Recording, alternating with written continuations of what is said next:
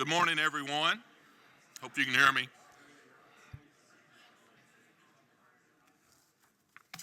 I'm Kentucky Representative Sarge Pollock, and I'll be chairing this meeting this morning.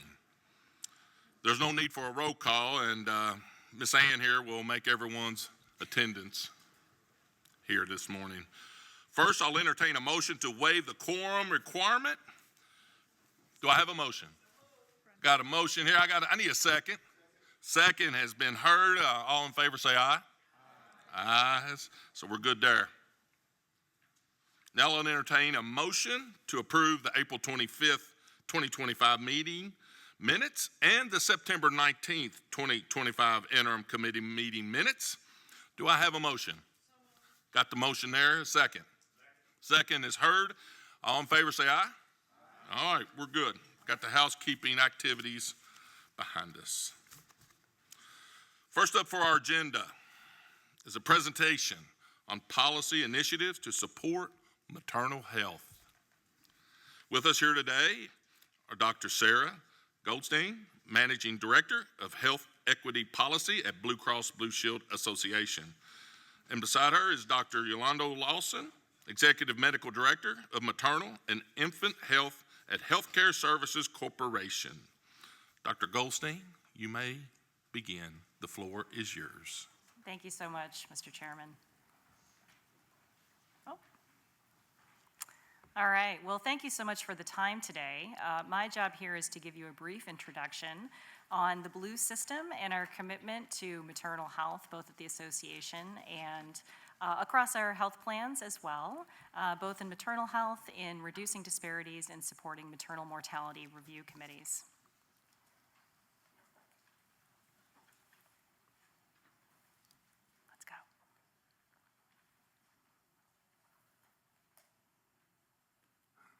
Not nexting. There we go. For anyone who doesn't know, the Blue Cross Blue Shield Association is the trade association over all 33 independent licensee plans, which have their own service areas. And if you're going to ask me, who has her doctorate in public health, why she's at an insurance trade association, it's really the depth and the breadth of the Blue system that have really drawn me into the potential impact that you can have on public health and member wellness. Locally, the Blue plans are woven really into the fabric of the communities that they serve, and then nationally, the trade association helps them with their networking programming. This is a very deep footprint. We still cover 1 in 3 Americans across every zip code, which is about 114 million members. And from that, we also have very deep networks with our providers in our hospital communities. Back in 2019-2020, the Blue system made a commitment that was led by the Blue Cross Blue Shield Association to reduce disparities in health, specifically in maternal health. The board doubled down on this in November of 2024 to this commitment to reducing disparities in maternal health even more. These 3 pillars were sort of the framework by which the Blue system was going to approach this, both in approaches to care, so integrating new care models, very robust data and analytics across all lines of business, and as well, of course, investing in our local communities, all of this bolstered by our policy and advocacy work, both at the national and the state level. I'll take a minute here to just talk a little bit about how the Blue system from the plans have really taken this challenge individually. And you can see some of these examples up here. This is not exhaustive.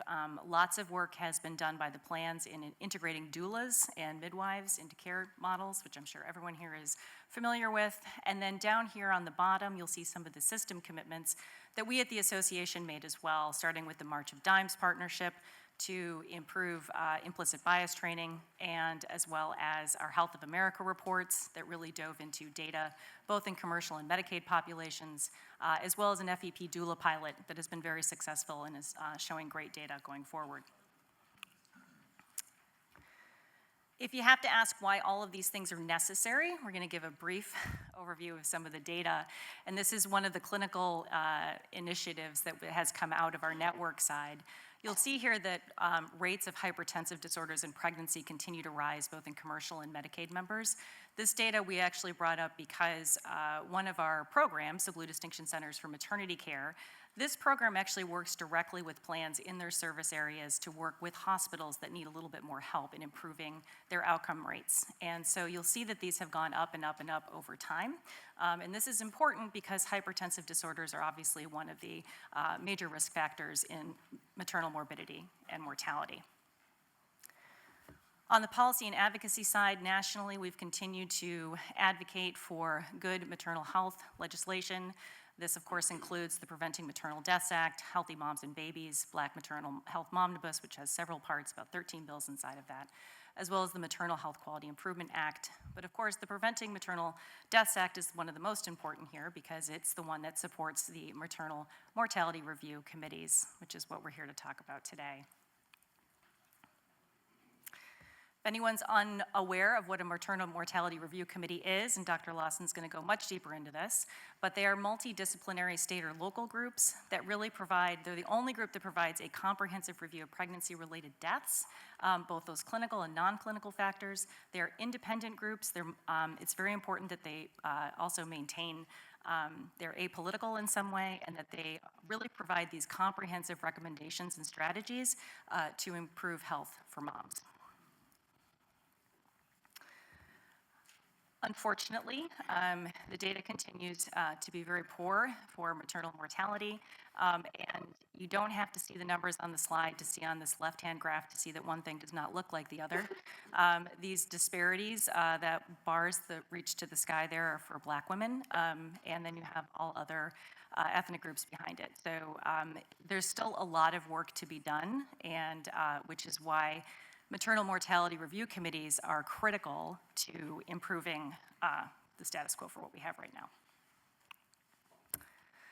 State legislation and state legislators are very important here. As I said, these are state-federal partnerships, these MMRCs, and so states really play a critical role in supporting the fact that they can enable the dissemination of the recommendations that come out of the MMRCs, support national data reporting. That's very important to see because some of these numbers are small, so in order to see the impact of some of this, you need to be able to see everything at a national level, and also that they maintain that they're independent and their multidisciplinary structure going forward. So that is a teaser, and I will hand it over to Dr. Lawson to tell you more.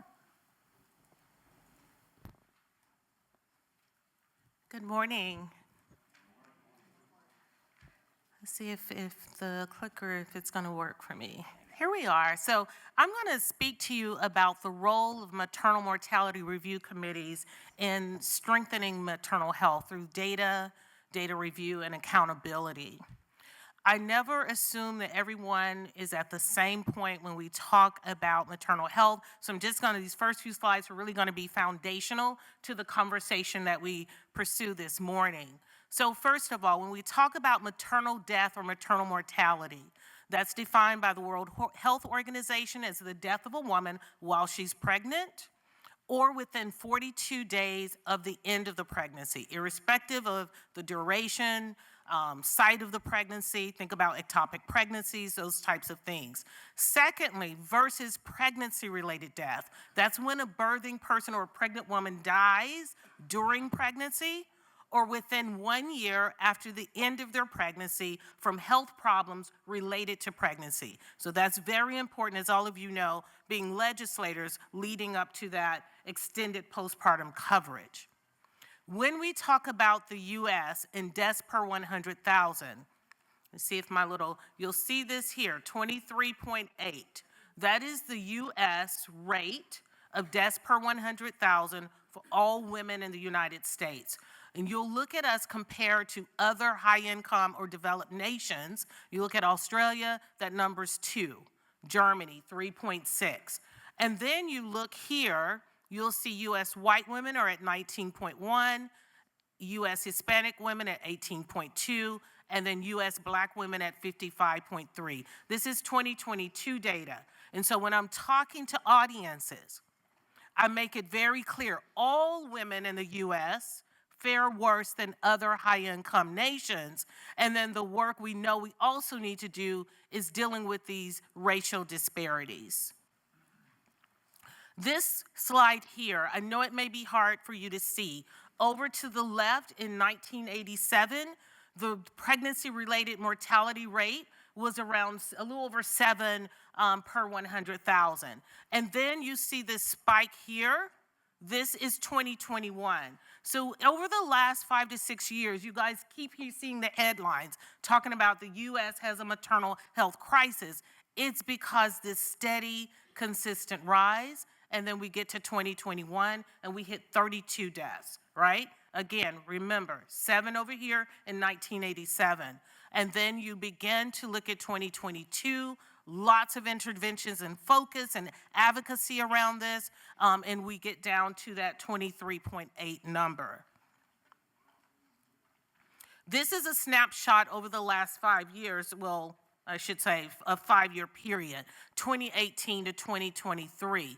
And so again, as I talk about the spike we saw in 2021, of course, likely contributed to the COVID-19 pandemic, you'll see that in 2022 and 2023, the numbers do begin to decrease. And we would hope that would be the case. Many of you worked at your state levels, putting into place programs, initiatives, and such.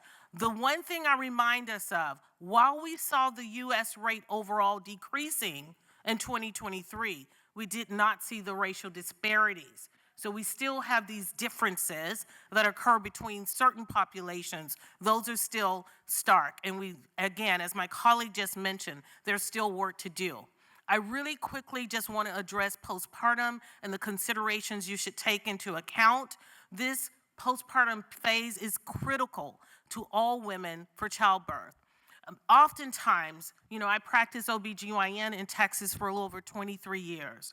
People didn't realize that those conditions that are pregnancy related, even after the baby, yes, you can still get preeclampsia. The body just doesn't realize today, I'm no longer pregnant. And so 40% of women do not have a follow-up postpartum visit. It's very important. That's how we recognize dangers. And of course, attendance is lower for those women with less resources or access to care, and certainly those on Medicaid. And so that lack of follow-up contributes to those disparities that we see, not only the mom's health, but also the baby or the infant. And so I'm often asked, well, what are people dying from? So from day 43 after you have a baby up until 1 year, the leading cause, of course, is going to be cardiovascular disorders, then mental health conditions, and then embolism, which are blood clots. Those are some of the leading causes from that day 43 to 1. Oftentimes, people also are so focused on labor, they're forgetting about postpartum, but about 52% of those deaths occur in the postpartum or after one gives birth. About 13% occur the day of delivery. I'm going to give you some background here. So as I just shared with you, the U.S. maternal mortality rates are highest in the developed world. I think if we look at the U.S. broadly, about 80% of those deaths are preventable. I was just presenting in Illinois last week. Their MMRC looks at, I think it's 91% are preventable in the state of Illinois. So we do see some nuances there. Our target, the healthy people target for the U.S., is to get this number to less than 15.7 per 100,000 live births and eliminate those racial disparities in outcomes. And so again, rural and Medicaid populations, we know that they're disproportionately affected for a number of reasons. But the things we want to raise up today is these fragmented data systems. They hinder targeted interventions. And so to reach the U.S. health goal, we must strengthen data, standardization of that data, and the accountability. And that's what's rooted in our maternal mortality review committees.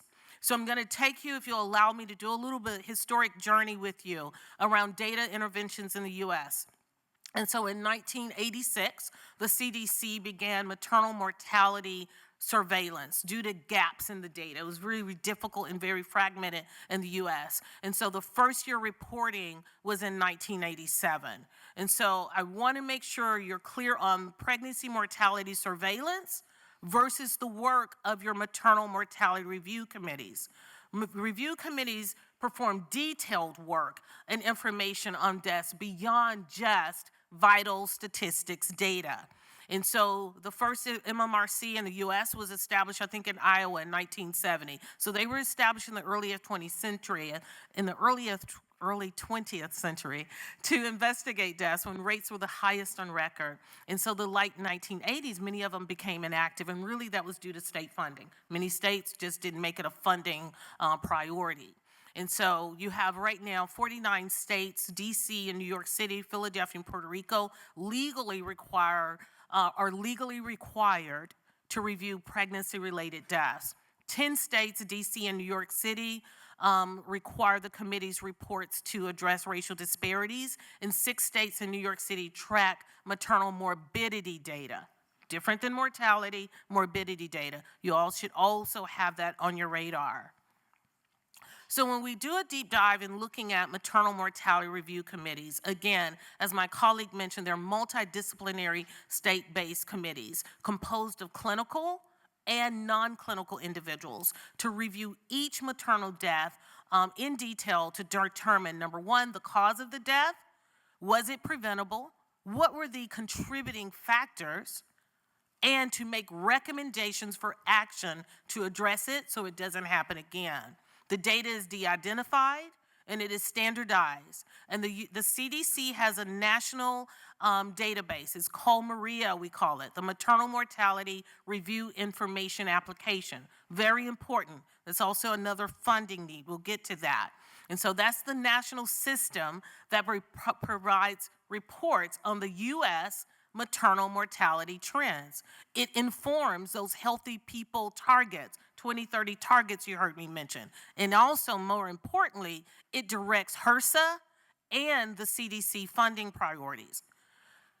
Again, remembering these are confidential, and so the confidentiality protections also need to stay in place. So, the National Vital Statistics System, they use death records for maternal mortality rates. And remember, that's at 42 days, those deaths that recur within those 42 days in the U.S. And so they have legal authority for the registration of these events. And so that's all 50 states and 2 cities, which is Washington, D.C. and New York City, and then 5 territories, which include the Virgin Islands, Puerto Rico, the American Samoa, and the Northern Mariana Islands. And so that's everyone participates in the National Vital Statistics. That's how we know how many births occur in this country. Then when you look at the pregnancy mortality surveillance system, that provides national data that tracks trends of pregnancy-related deaths and uses those death and linked birth records to provide that data. And it does not include any injuries, right? So injuries are not included in that, but all 50 states participate. When you look at MMRCs, they review the deaths to determine pregnancy relatedness, that 1 year I talked about. They identify prevention recommendations.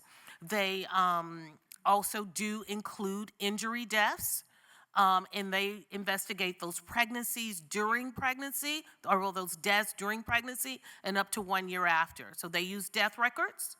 They use any linked birth records or fetal death records, medical records, social services records, those health-related social needs screenings, autopsies, and informant interviews. So they get a lot more in-depth data than what are just regular vital statistics and mortality systems would. So the data standardizes. It's standardized in how the states collect the data and analyze maternal death data. And so what it does is creates a centralized, secure, and comparable national data set. It allows for the evidence to shape smart policy and clinical practice recommendations, and also allows better benefit design. And so, many of you have likely heard this term, what gets measured gets paid, or what gets measured gets improved. That's what maternal mortality review committees do. They inform an intentional investment where the data shows the greatest need. And so all maternal deaths usually tell a story. And so maternal mortality review committees and the MARIA system ensure that we learn from each of these deaths going forward. This here is the CDC Erase Maternal Mortality At present in the United States, Texas is the only state not participating in the Maria system for that centralized data set. You will see the darker blue states are all participating and funded by the CDC, and the lighter blue states are participating but not funded nationally, or federally, I should say. And so why does this matter? Because you heard me state, 80% of these deaths in the US are preventable. Rising costs, health disparities, those all signal at some level a system level failure. And so without MMRCs, we lose that structured case level understanding of why women die during pregnancy. We would know how many women died, maybe, but we wouldn't understand root causes or if those deaths were preventable. And then we'd also lose the ability to identify when and where women are most vulnerable during their journey in pregnancy. And so as you think about 60% of pregnancy-related deaths occur after birth, and that means they're outside of the hospital, right? And then mental health and substance use deaths. So some of the reason we know this data, you've been hearing these headlines, is because of the work of our MMRCs, because those deaths occur up to 6 to 12 months postpartum, so after delivery. And those would not be captured with hospital data alone.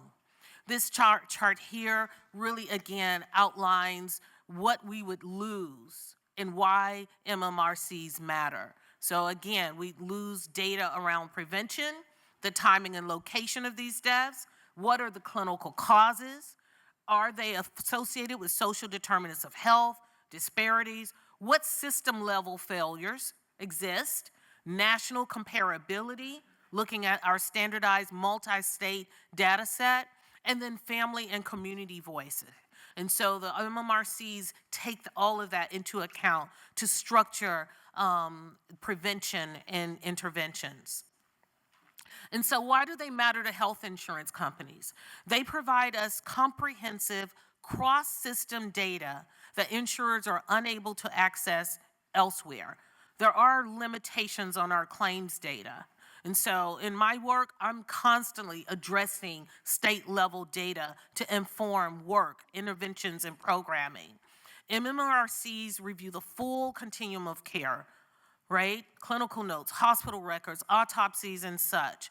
And so I'll give you an example. There's a 32-year-old woman. She has been getting her prenatal care, several prenatal visits on the record per her claims data, but the MMRC review shows she had a missed blood pressure follow-up, delayed referral to the cardiology, and that's what contributed to her death. It wasn't that she wasn't getting her prenatal care. And so insurers, we need these insights to develop, again, targeted interventions, whether it be to the member or with providers, quality improvement incentives, and also enhancing our member outreach. MMRCs also provide the context that's needed to understand why high-cost, high-risk events occur and which interventions would prevent them. And again, MMRCs are a feedback loop for quality improvement and also value-based strategy design. Why do MMRCs matter for you as legislators?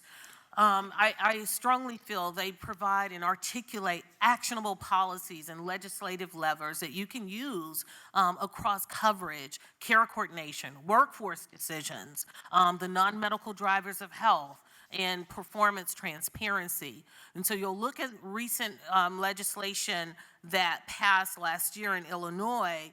Much of that was from the 2023 Maternal Morbidity and Mortality Report, taking those recommendations, translated that into coverage policies on doulas, lactation consultants, midwives. Indiana, part of the work of their MMRC really promoted them extending postpartum coverage to 12 months. And they had an enhanced focus on substance use and mental health disorders. Through the work of the committee, they realized, oh, these are issues affecting, right, our communities. And then they established a women's health task force.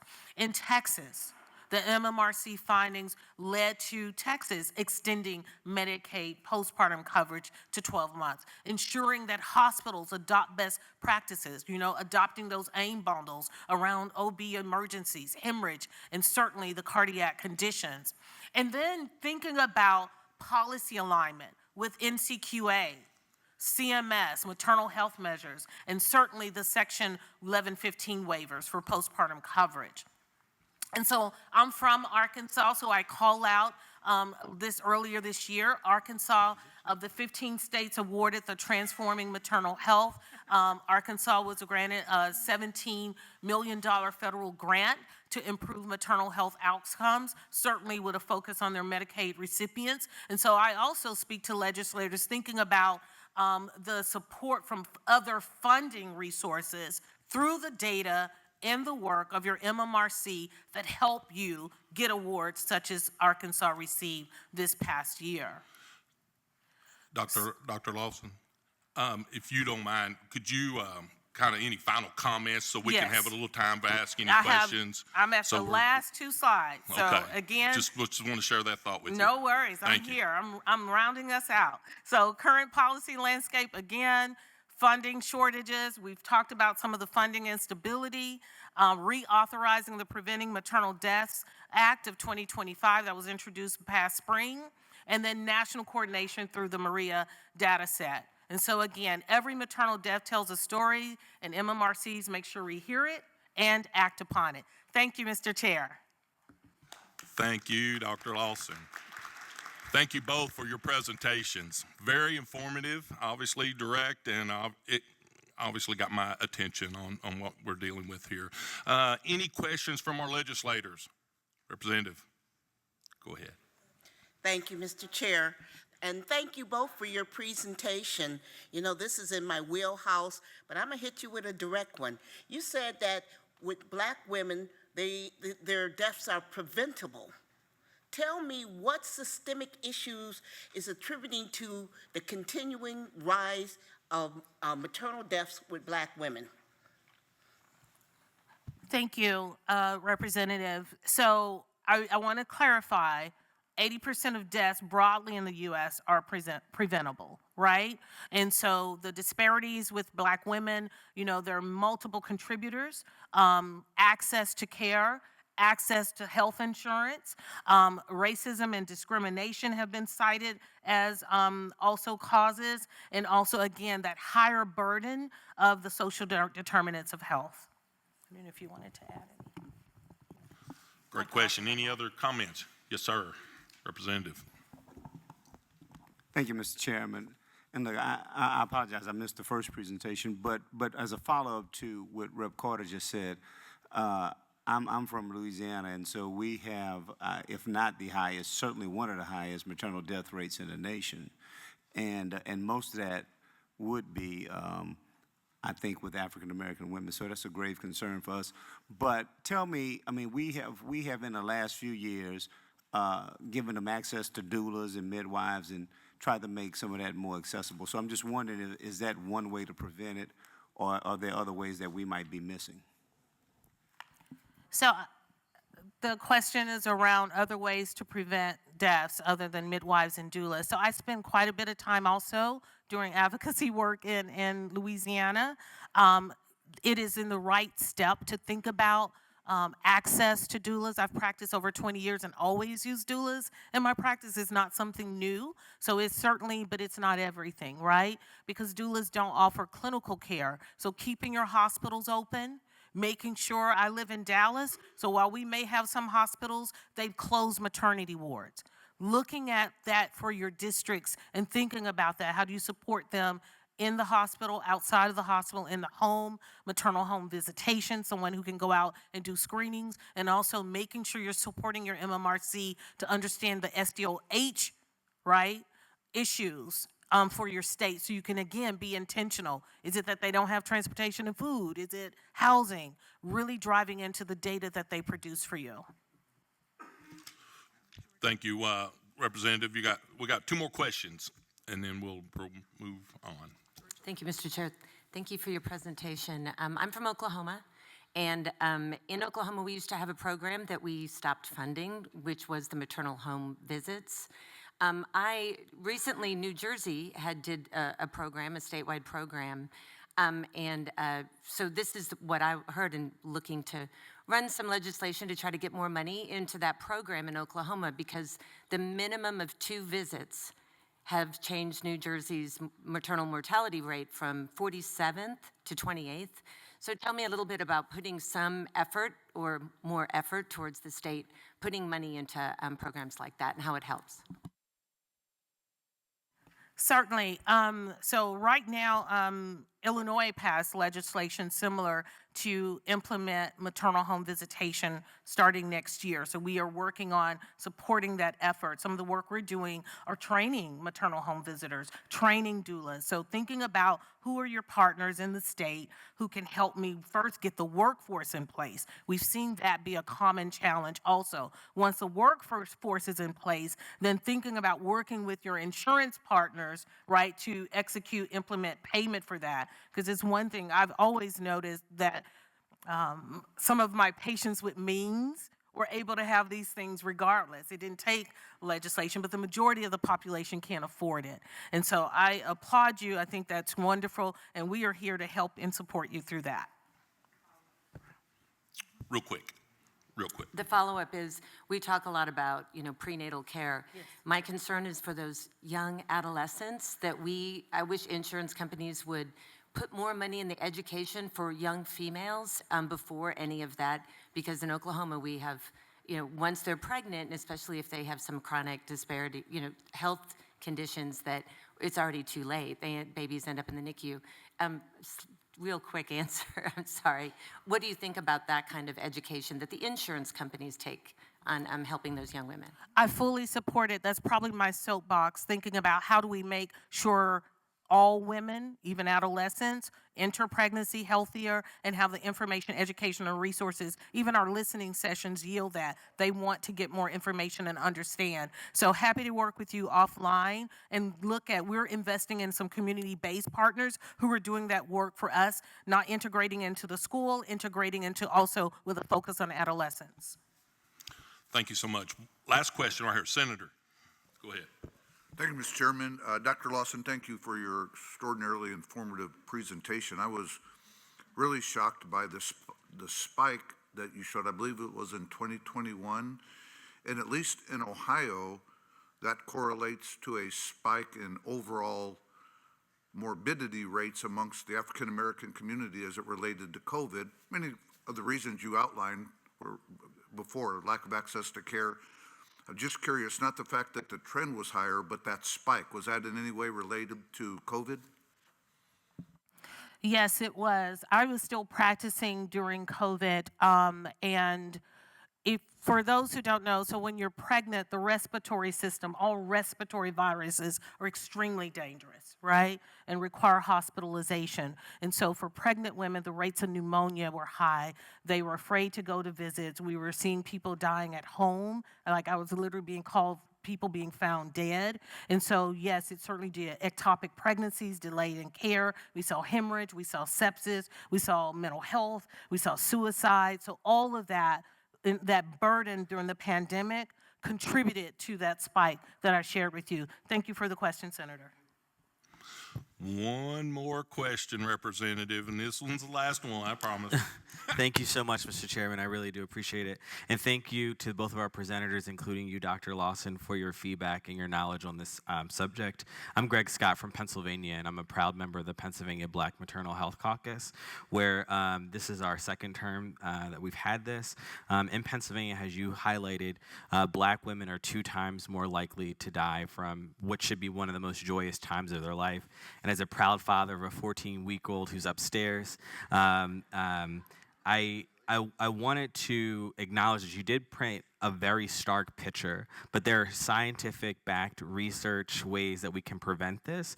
And in Pennsylvania, I'm happy that we're doing it. We put $30 million into this. We expanded Medicaid coverage for doulas. We've established maternal care access zones in health deserts. We've required that private insurance cover blood pressure monitors. We've expanded Medicaid coverage for for those blood pressure monitors. But one of the things that we have not been able to figure out is how do you regulate implicit bias?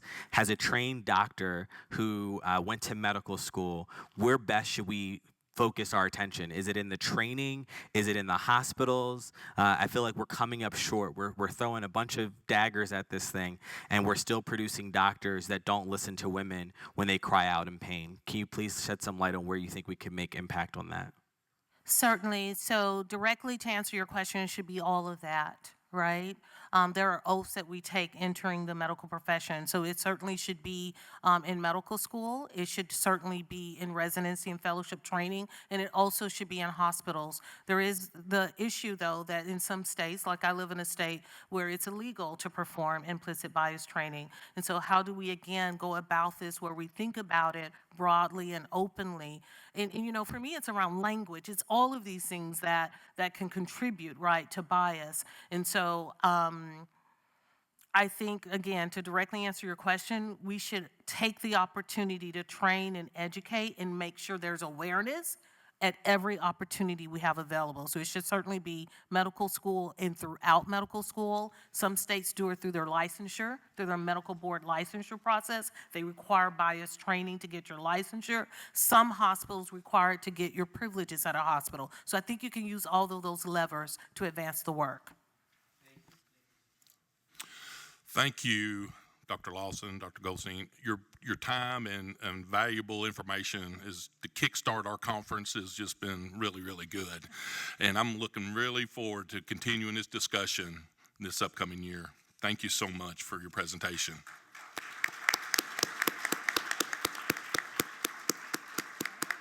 Next on our agenda is a discussion on the NCOIL Charity Medical Care Medical Debt Reform Model Act.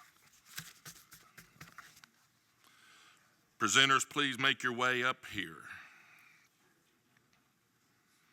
As they're kind of settling in here, we had a great first discussion on this issue at our summer meeting in Chicago, and now have a proposed model to discuss. Committee, sponsored by our immediate past president, Texas Representative Tom Alverson, and Oklahoma Representative Forrest Bennett. The model is in your binders on page 31 and on the website and on the app.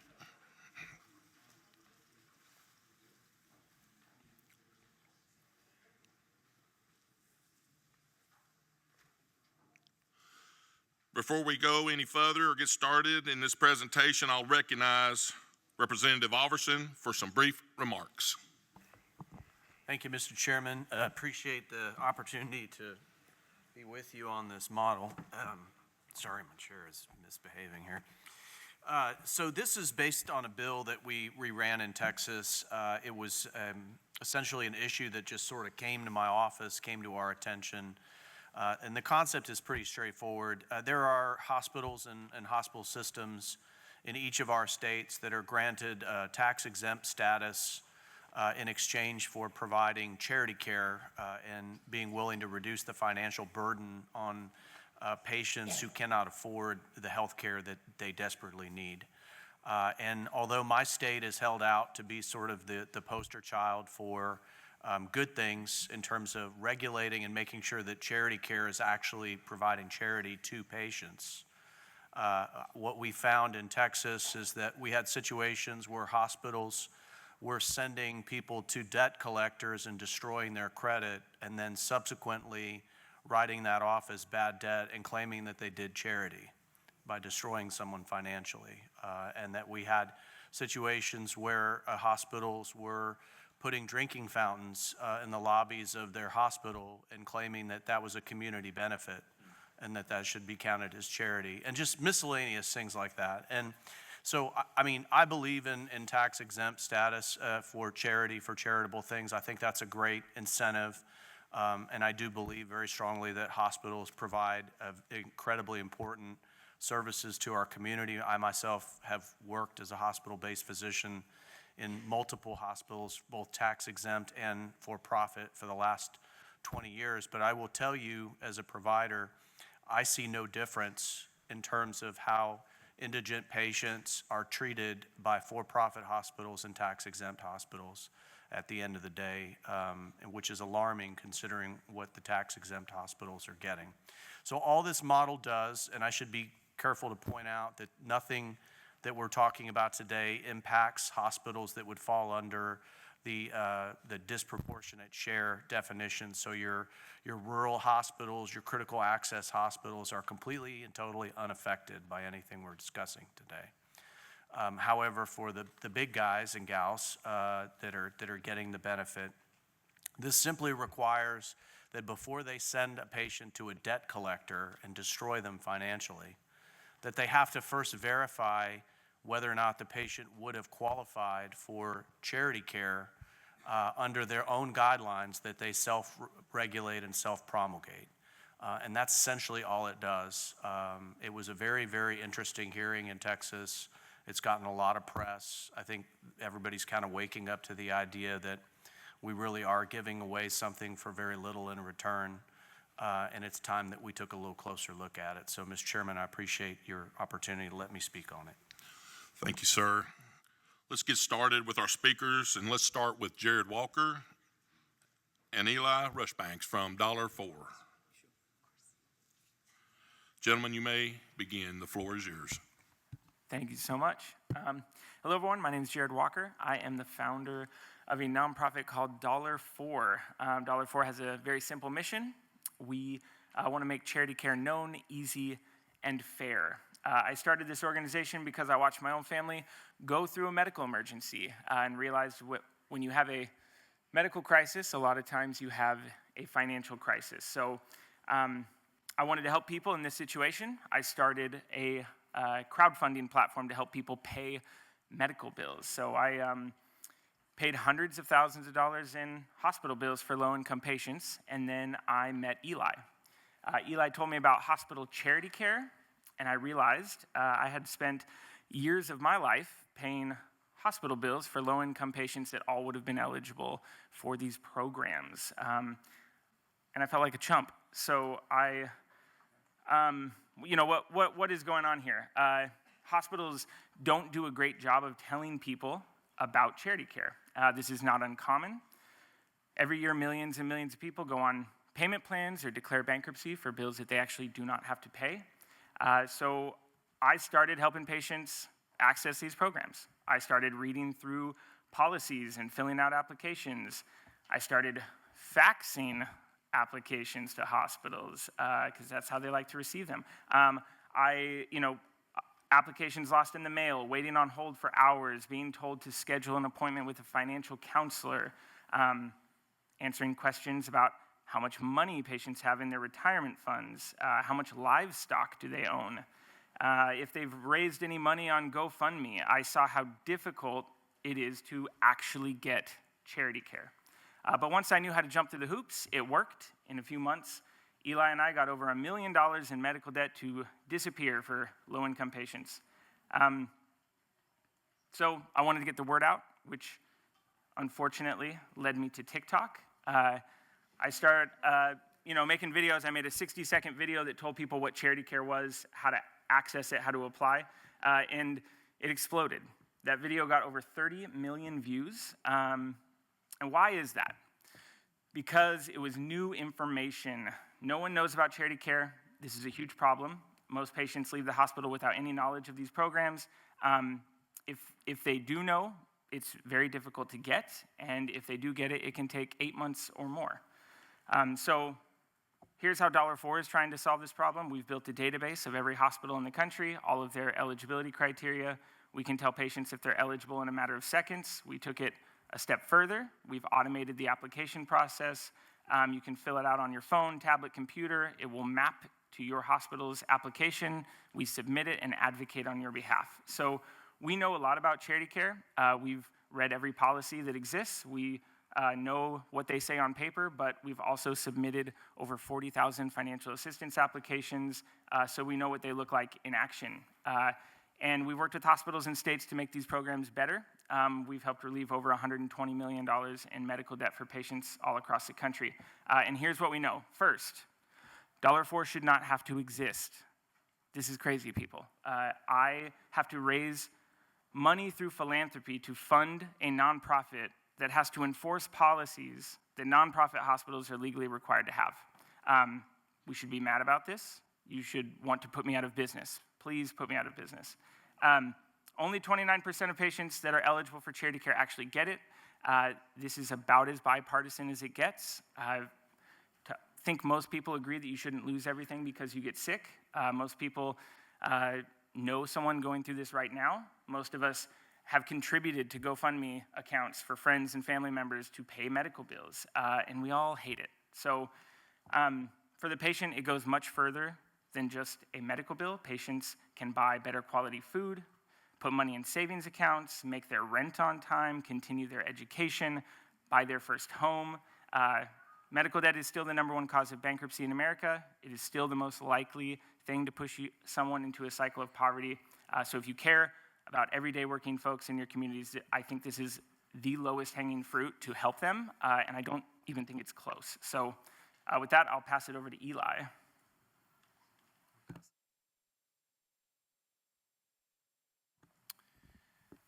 Morning, everyone. So I am Eli Rushbanks, General Counsel and Policy Director at $4. I'm realizing I should probably let everyone know that when we say charity care and financial assistance, we're talking about the same thing, both terms used in the industry. So as Jared said, medical debt from hospitals is very widespread and it wreaks havoc on communities. The quick stats that I pulled are 15% of families in the U.S. currently have past due medical debt. 2/3 of these families have household incomes below 200% of the federal poverty level. 73% of these people owe at least some of their debt to hospitals, and 28% of these people owe their debt exclusively to hospitals. Fallout from this is that 1 in 4 patients skip or delay needed care. 62% of bankruptcies are related to medical debt, and people with medical debt are up to 3 times more likely to be housing and/or food insecure. So these medical bills are clogging debt collection dockets, they're affecting patient health, and affecting the very foundation of people's lives.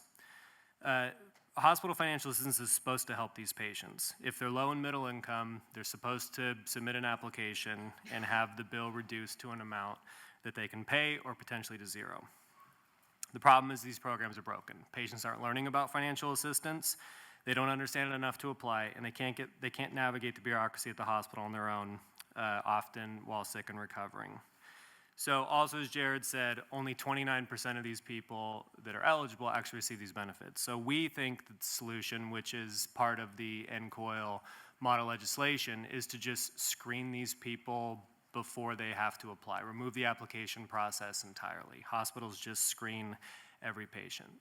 There's a few states that have already started experimenting with a model like this. Oregon is probably the furthest along. We're still waiting for data to come out from the state to see how this is going statewide. But the little bit of data that we do have shows that OHSU, the largest hospital in the state, implemented presumptive screening for every patient that passes through their doors. Before they did that, 12% of their patients received financial assistance. After they did that, 64% of their patients received financial assistance.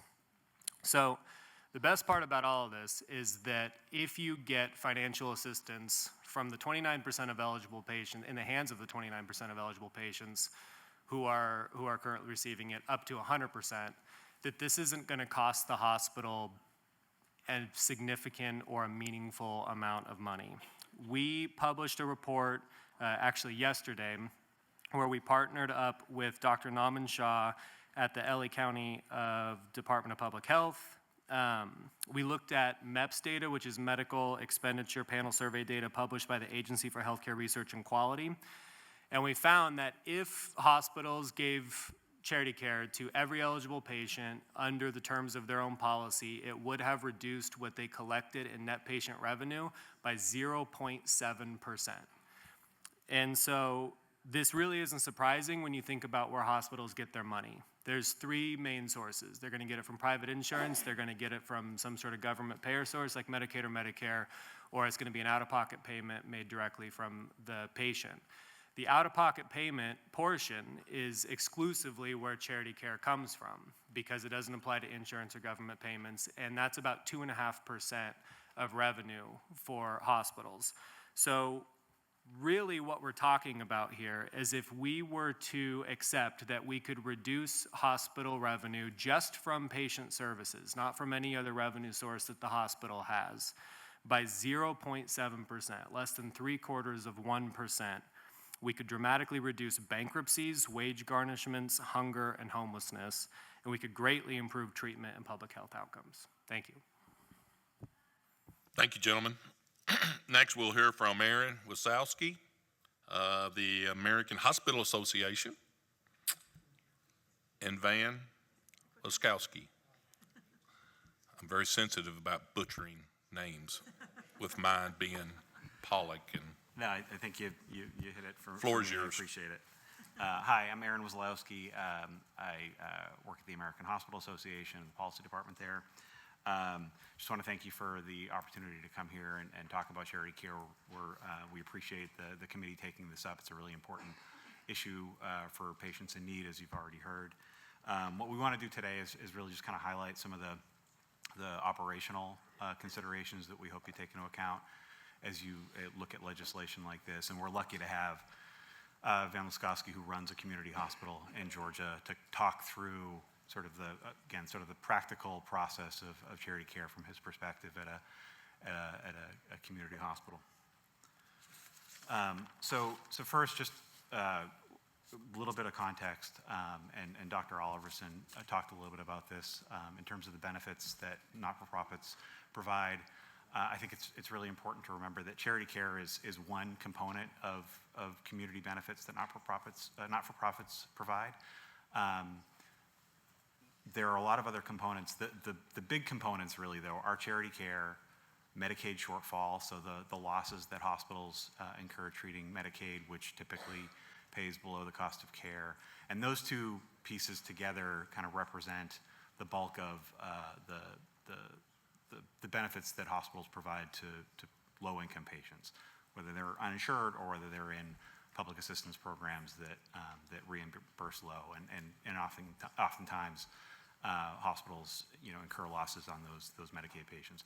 What we see when we look at that kind of bigger picture of community benefits of not just charity care, but charity care in relation to things like Medicaid shortfall, is that they tend to move in tandem. So the more Medicaid patients you have, oftentimes the fewer uninsured patients you have. The more uninsured patients you have, the fewer Medicaid patients you have. So as one goes up, the other goes down. So again, from our perspective, really important to take a step back and look at the other big components of community benefit. There are a lot of other categories, medical education, research, subsidized services, so services that hospitals incur a loss on even when you include higher commercial rates, things like trauma care, burn care, behavioral health in a lot of cases. A lot of different things drive into community benefit, but the two primary components are really charity care and Medicaid shortfall. So I did want to just start with that context. So the other important piece of context that we want to highlight here is that charity care doesn't just apply to the uninsured. I think a lot of times when folks think of folks who are eligible for charity care, they think of people who have no insurance. Increasingly, we see people who have some form of insurance also needing charity care, and that can be for a variety of reasons. Obviously, it can be the financial situation that they're in, but in a lot of cases, the plan benefit design that they're living with. So whether it's high deductible health plans or other kind of skinny plans, just having insurance doesn't mean that you don't need assistance when you receive a bill.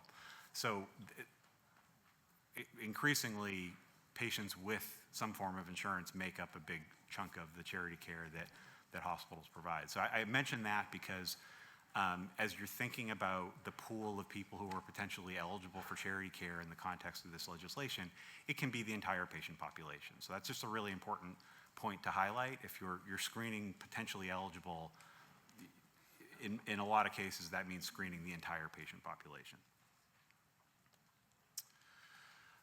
Another just important context around specifically the uninsured, right? We've seen in the last few years, consistent drops in the number of uninsured. we're about to see really big increases in the number of people who don't have insurance. Some of the impacts of HR1 in terms of folks rolling off of Medicaid, the potential expiration of the enhanced marketplace subsidies in January. It's unclear what's going to happen with those in Congress, but there's a very good chance that those tax credits will expire, and the Congressional Budget Office has predicted that will result in millions of people rolling off of insurance, becoming uninsured. Add to that some of the big layoffs that we've seen recently. Companies like Amazon, I think here in Georgia, UPS just announced big layoffs. So the trend is towards an increase in the uninsured, which is something we haven't seen in a few years. So that's all just important context to think about this, that we will be seeing the need for charity care increase. We're going to be seeing more and more people coming through the door. So kind of just bearing that in mind as you think about charity care and any legislation around it is really important. And Van can talk a little bit about this in more detail. I mentioned this briefly, but with a large pool of potentially eligible people for charity care, both insured and uninsured, the process for screening for eligibility is really important. There are a few different ways that eligibility is assessed, and Eli and Jared talked about the tools they provide to people they work with to try to make that process easier. But from a hospital perspective, generally it either looks like a kind of a manual process where you ask somebody if they want to apply for charity care, and then there's a manual back and forth of documentation, income information, employment information, a lot of back and forth. There are automated versions of that as well. There's something that folks refer to as presumptive eligibility, which is a more automated approach, and it involves kind of pulling in data so that some of that stuff can happen in the background. The issue with that process, we think works better than a completely manual process. The issue with that is there are vendors who sell those services to hospitals, and they can be very expensive. So it requires a pretty sizable investment to be able to tap into those resources, to be able to automate that. Without those resources, there isn't an easy way to automate that process to make it less manual. So again, thinking about if this is a universal screening for hospitals that don't have access to those kinds of resources, this manual process can be resource intensive for everybody. Also important to think about, I know in the legislation that you all are considering, there's a sort of steps of violations if the hospital doesn't meet the requirements of assessing eligibility. Just sort of understanding what is and isn't a violation in that context. Was an assessment not conducted at all, or did something fall through the gaps? If there was manual documentation going back and forth, understanding, was there a good faith effort to try to determine eligibility, or was assessment not conducted at all? And a manual process opens up a lot of opportunities for gaps like that. So another thing to just bear in mind. Sir, I didn't know where we got a couple more presenters. I just want to kind of be super sensitive to time this morning. We got a couple other little things we got to deal with in the committee here. So just sharing that thought. Yep. I'll wind it down. So that's all to say, we think it's important to make sure that as you're looking at processes like this, make sure that you're helping hospitals have the resources they need to make this process easier. A lot of times that means connecting them to data.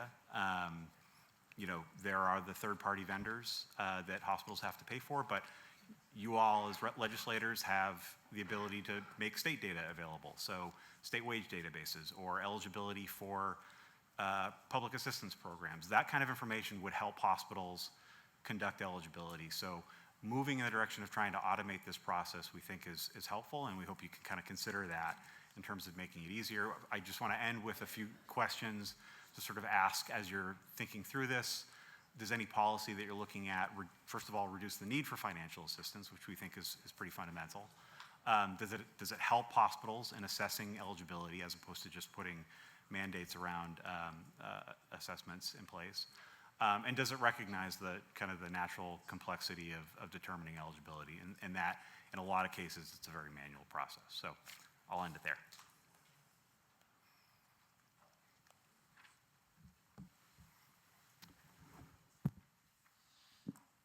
Good morning. I do have a slideshow here, potentially. Thank you.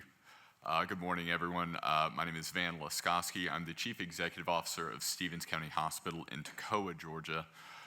Just to get a glimpse of where we are, we're about as far northeast in the state as you can get without being in North or South Carolina, up in the gateway to the Appalachian foothills. We're a 96-bed hospital. We have 15 emergency department beds, 6 ORs. We also operate 9 ambulatory care centers, 2 assisted living facilities, and we operate the county EMS service. We provide indigent care and financial assistance in all of our facilities and for all of our services. There are some challenges that we face in our community. If you look at one hospital, then you've seen one hospital. Each hospital is unique and has its own unique challenges, and that's based off the population that you serve. In our particular community, we have a particular problem because there's no FQHC in Stevens County. We are the only provider of indigent care in the entire county. We're up in the mountains, as I mentioned. There are transportation issues. There are very few sidewalks in Stevens County. Our area is spread across a wide geographic area, and travel is difficult for a lot of our patients. There are very few options and decreasing options for low-income housing. We have especially when you consider our under and uninsured population, a transient population, and there are some reasons for that I'll go into in later slides. It makes the follow-up and continuity of care for our patients extremely difficult. When you have patients that are constantly changing addresses, that their cell phone might be disconnected the day after we saw them, it makes continuity of care extremely challenging and has an impact that we see in our emergency department. There are educational barriers. In a rural community like ours, we do see higher rates of illiteracy, and that does present challenges when it comes to providing financial assistance to many of our patients. We have a significant and higher than state average rate of substance abuse disorder. That also translates into mental health disorders. And we're also seeing the cost of care continue to rise. Our supply costs are increasing, our utility expenses are increasing. Providing care in general is just getting more expensive. It's the same thing as going to a grocery store. Everything that you're buying now is a little bit more expensive than it was a few years ago. I went to Publix the other day to buy a can of Folgers coffee, and it was $23. Blew my mind. But that's the reality of the world we're living in. The majority of uninsured care that we provide in our organization is through our emergency department. 16% of our ER visits are accounted for by uninsured patients.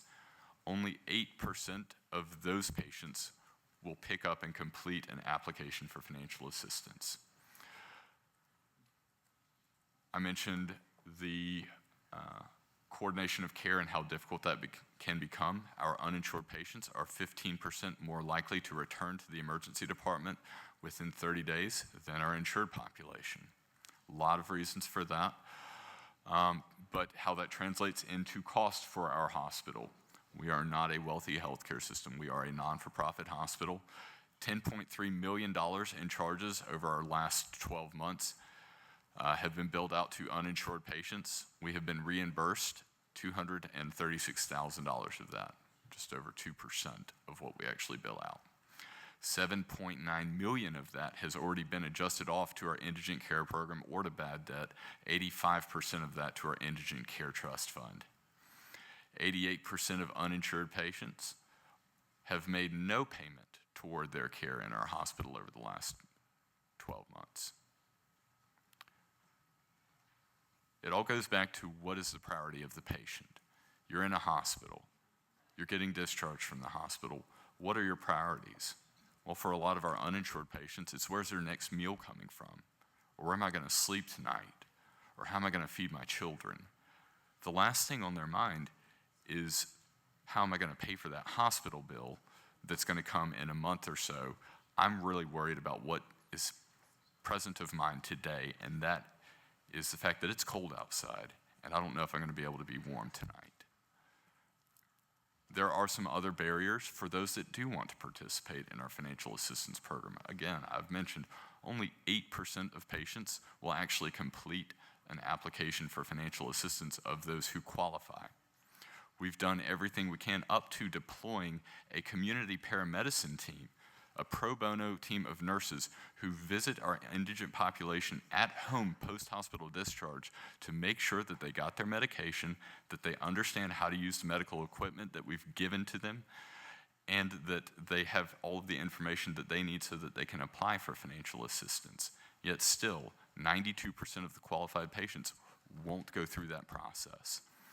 A lot of them we might never hear from again.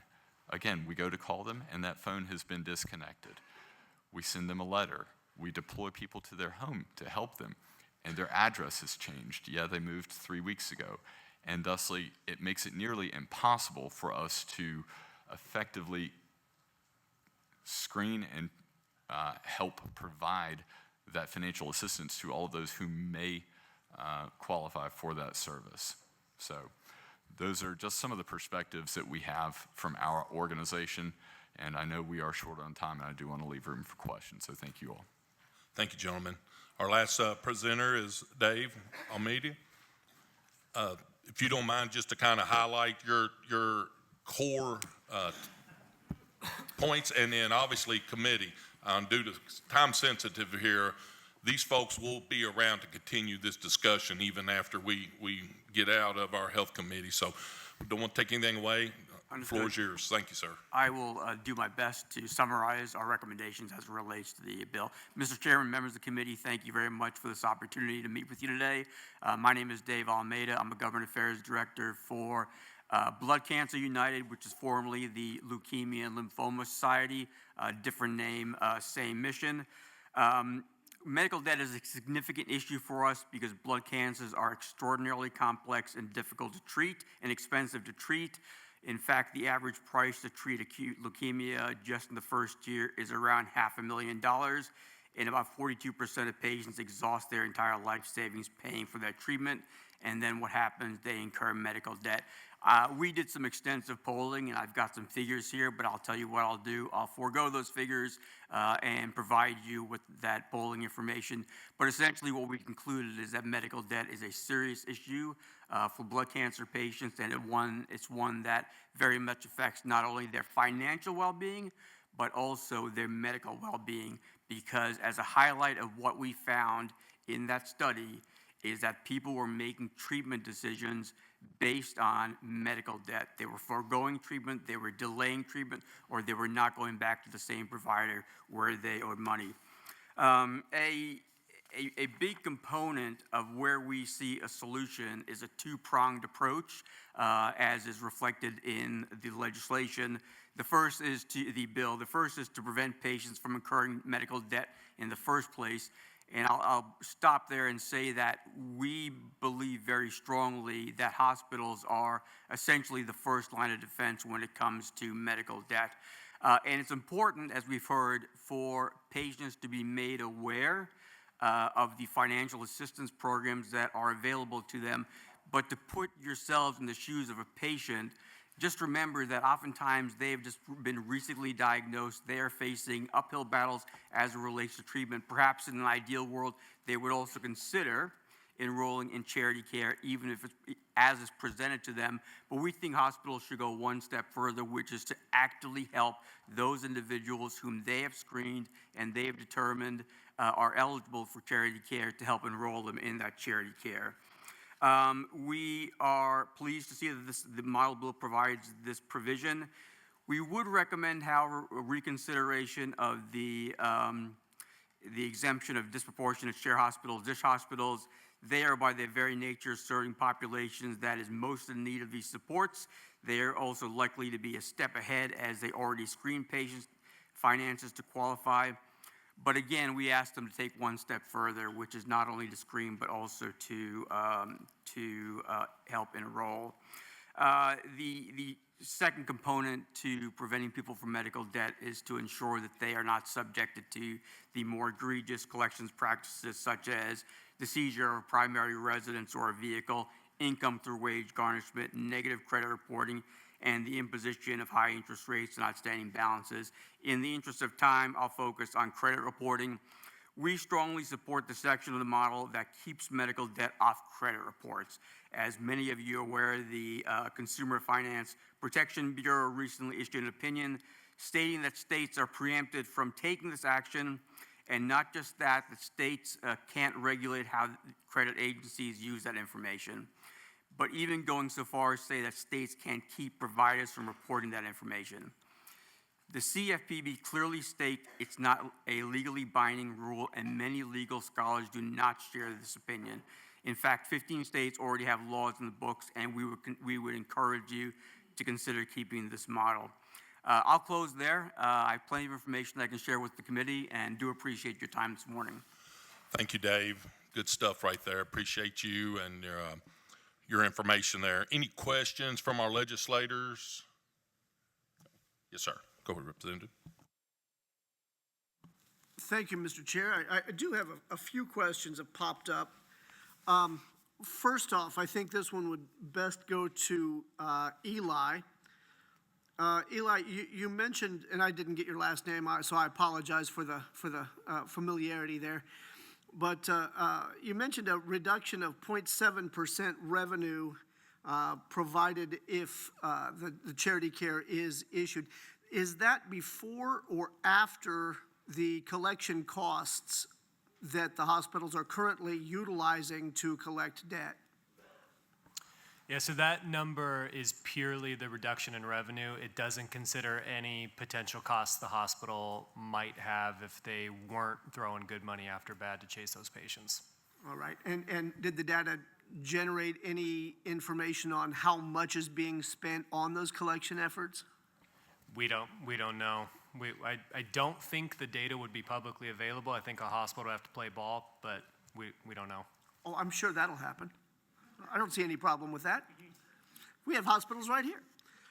In fact, actually, that was one of the questions that I had also. I don't think, first off, for the disproportionate share hospital that was testifying, I would call your attention to Section 4, which exempts you. So that should help. I do understand that, and I'm here to represent all hospitals, DISH and non-DISH. I think it's an important distinction that you make, and well noted. There are very few mechanisms to help hospitals that provide indigent care, and DISH augments a little bit of that. But I will say you're generally collecting 40% of cost. Absolutely, and I would agree that that is certainly a distinction. So presenting data for a disproportionate share hospital in regards to this bill or this model legislation also should share that distinction, which means it doesn't particularly apply. So thank you very much, and thank you, Mr. Chair. Thank you.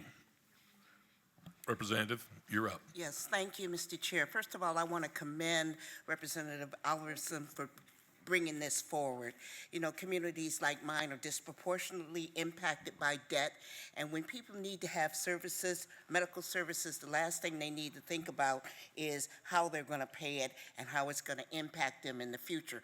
I want to say to you guys, I hear more collaboration between you than I hear, opposition, which opens the door for us to work together to come up with a solution to this problem of how hospitals can be made whole without running patients into bankruptcy. And like I said, in my community where we have a high mortality rate because people can't afford to go to the hospital, and particularly we're talking about the mountainous area, we have the Upper Peninsula in Michigan. And right now, hospitals are closing every day. And if a person is pregnant, they have to go miles to see a doctor. I would love to see how you could work together to put something in the hands of us legislators legislators where we can address this and the collaboration between you. That's what I heard from your panel. And that's not a question, that's just a very appreciative statement to Representative Oliverson and to this panel. Thank you. Representative Carter, amen. Senator, last question right here. Oh, man. Thank you. My question is for the sponsor, Representative Oliverson. Thanks for bringing this forward. My colleague from the great state of Texas, whose Longhorns put on one hell of a show in the Cotton Bowl last year. And as my colleague Brian Lampton reminded me, they didn't lose that game to the Buckeyes. They did come in second, though. So with all due respect, it was a great show. Tom, my question is simply, I'm trying to get to the spirit or the intent of this bill.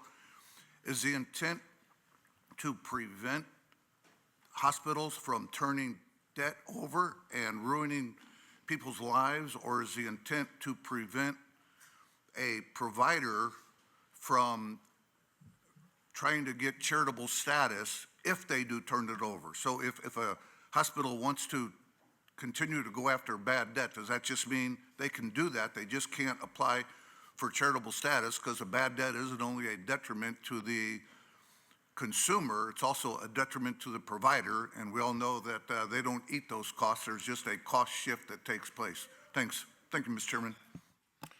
Thank you, Senator. Any other things here? I'm going to give it to Representative Oliverson to make the last comments on this right here. Last question.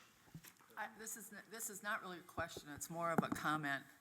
In the state of Wisconsin, I just downloaded 500 990s from our hospitals. And I think every legislator in the state should do that, and you would be very surprised once you do that. And less than 12%, on average, our hospitals are all nonprofits. They do less than 12% charity care. And if you think your hospitals are losing money, you're going to be very surprised. Our hospitals, less than 16% of our hospitals have lost money in the last 9 years. And their revenues, net incomes, have far exceeded our retail, our manufacturing, and our construction. And on average, if I pull out our rural hospitals and I pull out our dish hospitals, their expenses, 30% of their expenses goes to their top executives. And they're not doing their charity care. And when we added up what their tax base would be, it's in the billions. And I kind of find it insulting that the Hospital Association pulls in a dish hospital to represent them here today, of all the hospitals in the US. I think this is an amazing bill, and it's about time we do something like this. Thank you. Representative Oliverson. Well, I think Senator Felskowski just sort of took my closing comments, and I appreciate it. I would say, just as an observation to my colleague from the great state of Ohio, this year we're all Aggie fans, and Hope Springs Eternal for us. So we'll see you eventually, right? So Texas Tech also guns up. So we have our options open in Texas this year. So we'll see how that goes. It would be nice for all my Aggie friends, by the way, who are very insufferable, if we could finally get them a national championship so they would stop whining. So I would just say in closing, sorry I got off on a football rant here. I would just say in closing, look, the purpose of this, as was pointed out, if you're a dish hospital, and to Van, I hear what you're coming from, and I think, you guys are not the problem, right? And I represent some very community hospitals as well, and I know, in fact, actually this data would show that rural hospitals and hospitals that are critical access are way ahead of the curve in terms of actually meeting their obligations as a not-for-profit hospital and providing charity care. And that's why we're not talking about you today. And that's why we're not focused on, because you're already doing a better job in what we think. So the reality is that the only thing that this Model Act is about is making sure that the tax incentives that your states are already giving to tax-exempt hospitals in exchange for not destroying people financially when they can't afford to pay their bills, and actually providing charity instead of naming a ballpark after yourself and calling that community interest, or putting water fountains in the lobby and calling that community interest, or taking out an advertisement in the town gazette, or sponsoring a float in the Thanksgiving Day parade, which is free advertising, and calling that community interest, that we're actually getting charity care provided to people who desperately need access to it. We're all aware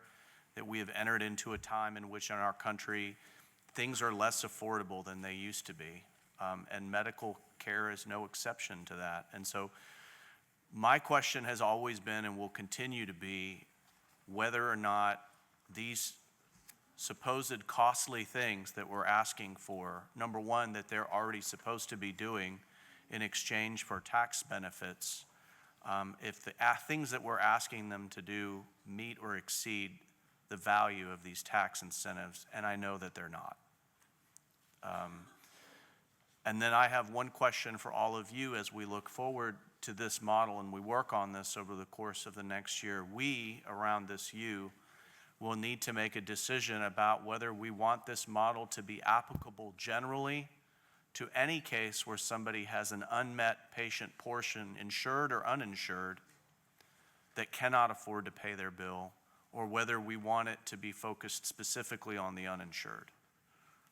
So that's a question I'm going to leave to all of us to work out what we want as this model moves forward. How broadly applicable do we want it to be? Because in my conversations with our friends from the Hospital Association, they're like, it seems to be ambiguous to us. Are you talking about uninsured, or is this also including underinsured patients?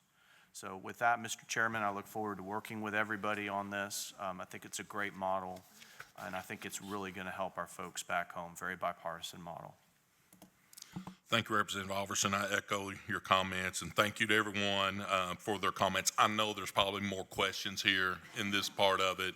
Again, I highly encourage you to find these folks here on our panel, Representative Alverson, and share those questions and get some information. Ladies and gentlemen, right now, between now and our spring meeting is the time to really dig into this and make this model the best it can possibly be made. And then we'll bring it back in the spring and really dig into what it's actually going to look like. Okay, so I highly encourage you guys as a committee, those partners are involved in this to get with the Representative Alverson, the sponsor, our NCOIL staff and others, and to have these conversations between now and our spring meeting. So thank you so much for everything, and there's a plenty of, this is an important issue for our NCOIL to explore, and again, thank you, and again, reach out to Representative Alverson if you have any other further questions or information. Next on our agenda is consideration of the NCOIL Prior Authorization Reform Model Act. As a reminder, this model was first introduced at the April meeting. Since then, we've received substantial volume of feedback from interested parties, which is great and illustrates how important an issue this truly is. The model is available on the website, the app, and in your binders on page 14. Several amendments have been incorporated throughout the process from a range of interested parties. Both myself and the sponsor believe that the model is now in a strong position for committee consideration today. Before we go any further, I want to turn things over to the sponsor of the model, Mississippi Senator Walter Michel. Senator Michel, the floor is yours. Thank you, Mr. Chairman. I chair the Insurance Committee in Mississippi Senate, and several years ago I was approached by some medical providers who wanted to address the prior authorization process. They said the process was taking too long and it needed relief. We were in the middle of the session and didn't have time to address it with legislation, so we promised we'd have hearings that summer, and we wanted to hear both sides of the issue, so we talked to health plans as well that summer. They also said that the process could use improvements, that oftentimes the reason that the prior authorization is not addressed in a timely manner is because the forms were not being filled out correctly, or the process was antiquated through faxes and through phone calls. So in our legislation, we set up a portal, a web portal, and all required data is on the portal, and the process is streamlined. We set up categories for emergency medical services, urgent care services, non-urgent services. We set up a review process for denied prior authorization requests. We set up statistical reporting system to show the results of approvals, denials, appeals, and timetables in the system. All these items are contained in this Model Act that we have before us today.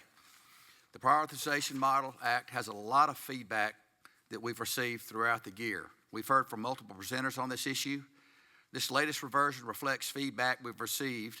I have participated in many conference calls throughout the year, and if you review the minutes from our September interim committee meeting, you will see that we heard from 10 additional interested parties on this model.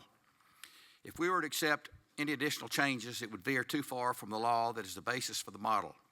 We have 3 minor changes that are printed before you that I want to present to you today. First, there's an edit that made to Section 2 to reinforce that the purpose of the model is to regulate prior authorization. Second, I've added a drafting note to Section 4 just to make sure that states need to cross-reference their statutory codes to make sure certain definitions used in the model align with definitions elsewhere in the code. And third, I've added another drafting note to Section 20 to make clear that the rules set forth in the insurance department should include reasonable enforcement provisions for adherence to Section 6, which is the electronic prior authorization process. This all came back from feedback we've received over the last year. This model can be used by states as a tool to use when implementing prior authorization legislation. Individual states are free to modify the time provisions, the review process, the statistical reporting systems, and other matters of the model. That being said, I encourage the committee's support in moving this model forward today, Mr. Chairman. Thank you, Senator. We'll now hear briefly, panel, briefly, from our interested parties. And I do mean that this is super important. We've had several meetings on this, so please limit, again, your comments to a couple of questions or minutes here as we finish this up. First up is Miranda Motter from AHIP. Am I on? Good morning. Thank you for the opportunity once again to spend some time with you today to speak on the prior authorization model. So appreciate the dialogue and the engagement that has happened over the past year on the model and certainly on this issue in general. I will be brief. My comments this morning are going to focus on 3 areas. First, the industry's prior authorization initiative. I know that when we were here last meeting, I sat here with Randy Chapman, my colleague from BCBSA, and we spent a lot of time talking about the proactive, significant work that the health insurance industry brought forward as it relates to prior authorization. Since that meeting, I wanted to update this group on a couple of things. First, there are now 57 companies that have voluntarily agreed to move forward in this initiative. And what that essentially means is that more than 260 million Americans covered in the commercial space, in the Medicaid space, and the Medicare space will be impacted by this industry initiative. We believe this is significant. This is the industry proactively coming forward to help streamline, to help reduce provider abrasion, while at the same time making sure that patient care is safe and affordable. Those areas spans across 6 different initiatives and items, and one of the things I just wanted to make sure that I reiterated here is we really believe the most significant initiative is really working to address the use of outdated manual systems that we know providers continue to use today. So since that announcement, the sort of work has been actively underway. The work to gather the data, to do industry aggregate reporting. And what I commit to is that we can come back and share that at the end of first quarter next year. And so to really, again, in a private industry way, show the work that health plans are doing.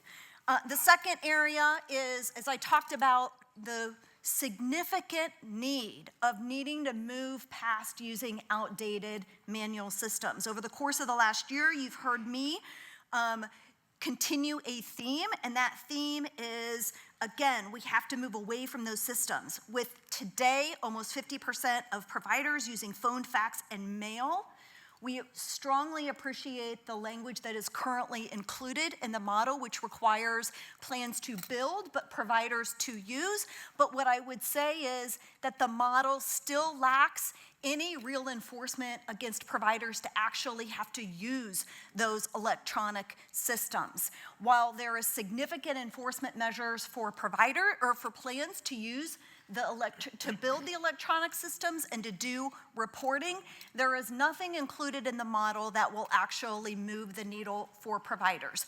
We have long asked for, and I know submitted a couple of different times, we really believe that in order for providers to, for example, avail themselves of the benefits, quicker turnaround times in the model, that they should have to submit electronically. That should be a common sense solution to really making sure providers are moving away from outdated systems. The last thing I would say is, again, so appreciate the opportunity to engage. I know we have submitted a number of comments. We have, over the course of the year, narrowed those comments.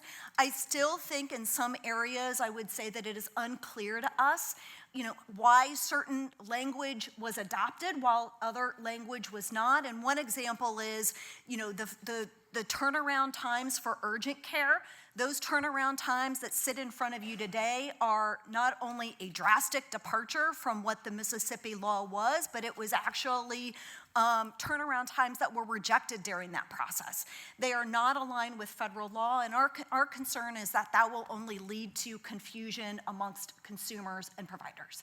Lastly, I commit to you that we will again bring that data that I talked about relative to the industry initiative early next year. And I would just ask each and every one of you, as you look at this policy, as you look to make sure that this is the right policy, that you are looking at it from a perspective of patient care and patient affordability, and making sure that these are really driving to those issues which we know are incredibly important to the constituents in your communities. Thank you. Thank you for your comments. Emily Carroll with the American Medical Association. The floor is yours. Thank you so much. I'm Emily Carroll with the American Medical Association, and thank you for the opportunity to speak with you again today on this important prior authorization bill. Thank you to Senator Michelle for bringing this critical issue to the committee and this bill and working so hard to advance it.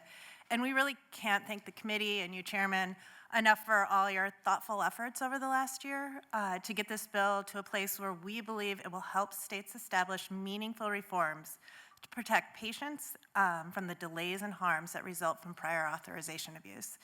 This bill will also reduce administrative waste by helping to automate the system and reduce the time physicians spend on insurer requirements so they have more time to spend with their patients and on clinical care. I want to note every provision and solution in here has been negotiated and adopted in states across the country. So these are tested ideas. While we had some modifications we would have liked to seen, we think you ended up with a pretty balanced compromise. If adopted, I know physician groups and other advocates in the states will use this model as a foundation for the reform efforts. As such, we really urge the committee to adopt and approve this draft model bill. And we again thank you so much for all your time and letting us be part of the conversation. Thank you, Emily. Next, we have Terry Cunningham with the American Hospital Association. Thank you so much, Representative Pollock. And I got you covered in terms of being brief because you've been hearing me talk about this for last year. We've been dealing with this for last year. I think the sign of any good piece of legislation is probably where no party's completely satisfied, where you've arrived at a compromise. And I think that's what we've got here. You've heard from us 3 times now, not including the calls that have happened in the interim. There are some things that we think could be stronger, and AHIP has identified some things the plans think could be addressed. but I think that might be a good sign that you guys have reached an appropriate compromise, and we would support passing this legislation as it sits before you. I don't think there's any need for me to take up any more of your time, but I would love the opportunity to answer any questions on anything you've heard today. Absolutely. Thank you, Terry. Next up, David Lloyd. Is David here?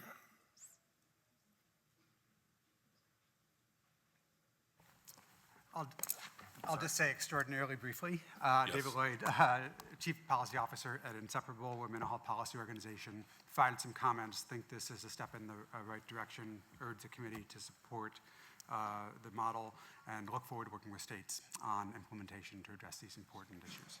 Thank you, David. Thank you, David. We also have Randy Chapman here. Randy, if you could make it extremely brief. I will. Thank you. Thank you so much for the time. I echo the comments of my colleague Miranda Motter from AHIP. I think she said everything quite eloquently. BCVSA is proud to have participated in the industry commitments, and we stand by those as well. We are also very concerned about the need for enforcement for providers to participate in the electronic prior authorization process and enforcement again for that. And then we are also very concerned that the model language still does not have the needed alignment with some of the federal requirements, particularly those in the CMS interoperability and prior authorization rules. So thank you again for your time and consideration. Thank you so much. Panel, thank you so much for your input. Now, obviously, we wanted to kind of have brief comments so we can get to our questions. And Senator, start us off with a question. Thank you, Mr. Chairman. My question is for Ms. Motter. Ms. Motter, you had talked about reporting data that will be available at the end of, I think you said the first quarter of 2026. My question is, what kind of information, not what you anticipate the results to be, but what kind of data will be included in those reports?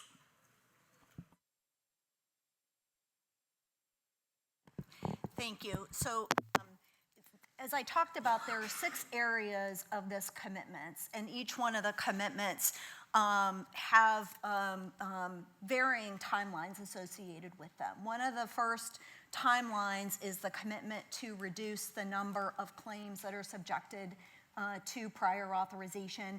The other one, and we know that this is an issue, we've talked about it, is as it relates to standardization of data and standardization of the elements. And so those are the kinds of things that will be coming as part of as part of our organizations gathering this data from our from the plans that have committed voluntarily, and we will bring that as a aggregate report to this committee.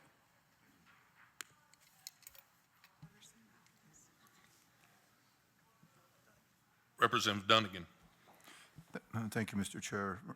Miranda, follow up on your comment about you're getting requests and fax and things like that. So what's the solution to that? Is it one way under this that we want a quicker response, but we can still send it slower in, or what's the solution to that? Well, I think to ultimately move away, right, from those systems, providers have to use them. We know in many of your states, as you have passed prior authorization laws, you have required industry insurers to build those systems, right? And regardless, we still sit here with significant number of prior authorizations submitted manually. I recognize that in this model, right, I mean, generally what we will hear is that departments of insurance don't necessarily have enforcement authority over providers. You could look at that at different ways. If you could, have licensing boards do that. But we think at a minimum, right, to allow the providers, again, to avail themselves of some of the benefits, the elimination of the administrative abrasion that we hear them talk about, that we must make sure that they use it. So a simple, like I said, common sense way is to, if you are going to use the quicker turnaround times, that you have to submit it electronically. Okay. Thank you. Representative Alverson. Thank you, Mr. Chairman. I would just say, so respectfully, I go around and I talked to a lot of different providers. I have never, ever, ever met a provider that enjoys using a fax machine to turn in paperwork for prior authorization. And this process needs reformation. When you are the butt of a joke on an entire South Park episode, as prior authorization has been within the last 2 years, it is time for change. I want to just say that we have carried legislation. I passed legislation through my committee in Texas reforming prior auth, which was infinitely less favorable to the health insurance companies, and they like it a lot less, called gold carding in our state. And this is a very, very measured, balanced, careful approach. I want to applaud Senator Michel for his work on this, because this, I think, threads the needle very, very well. I think we need to adopt this. We need to put something down, saying, push back against the status quo. I assure you that if 100% of insurers went to electronic mechanisms for submitting prior auth tomorrow, there would be a infinite uptake on the part of providers who would be grateful to not have to make phone calls and sit on freaking hold for 3 hours and submit stuff via snail mail and fax machines. That is not a construct that is favored by anyone on the provider side of this equation, because it's a delay tactic. So anyway, I love this model. I hope we adopt it today. I believe we will. And I just want to thank Senator Michel for his thoughtful, careful efforts to listen to all parties in working on this. Chair, if I could just make one comment. I think it is really important, appreciate Representative Oliverson's comment, but our organizations sat here, and there were other organizations that many of you know was referred to as the 2018 consensus statement of all of our industries coming together voluntarily and saying what needs to be done on this issue. One of the places that we all agreed to was automation. And in 2025, we're still sitting here with almost 50% of those submissions being done by fax, mail, or phone. Insurers are building these systems. We are required to, in many of your states, to build these systems. And unless we actually move the needle and require that those be used by providers, I fear that we will be sitting here 5 years from now having the same conversation. We have to move away from those outdated systems. We have to do that for the provider, for the patients that we're actually, trying to get faster care to. Thank you. Well, I would just say in response to that, Miranda, I hear what you're saying, but again, the number one thing I hear from providers when I go around and I talk to them about issues in insurance is, when are we getting away from the fax machines? This is, and I'm shocked, because I'm with you. Like, we've been talking about this for a long dang time. 100%. It is not up to the providers to get rid of the fax machines. And I think they will gladly go for a faster, more seamless approach that provides a more timely decision. But y'all have to build the system and they will come. I just find it to be almost a red herring kind of issue that we're sitting here talking about. Well, providers aren't going to want to do this. Of course they're going to want to do this. They've been asking for this for more than a decade. Representative Sutton. Thank you, Mr. Chair. There are a number of issues here in workability that pop up, but just dealing with what we have in front of us at this moment as model legislation, I am curious about the expedited prior authorization verbiage here. I've heard conflicting information. So either is it Ms. Campbell or Carol? I can't read it from here. I'm sorry. Either Emily or the drafter. I don't know who this would actually go to, but I've heard that the 24 hours has been used in other states, but not in Mississippi. what states has it been used in, and how did it affect the rejections for prior authorization? Well, that is true. Several states have adopted that 24-hour turnaround time.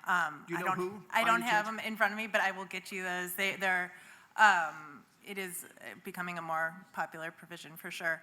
I think that it has improved access to care. Plans can do this.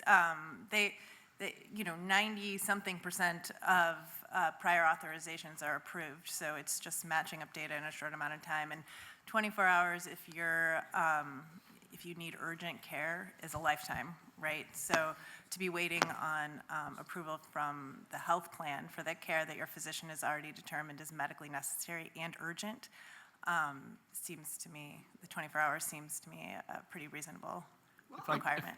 I'm glad it seems that way to you. I'm just curious as to how the insurers feel about that, and also how it has affected other states. Because you mentioned 90% are approved, and that's exactly right. But it's the 10% that are actually reducing costs and saving lives.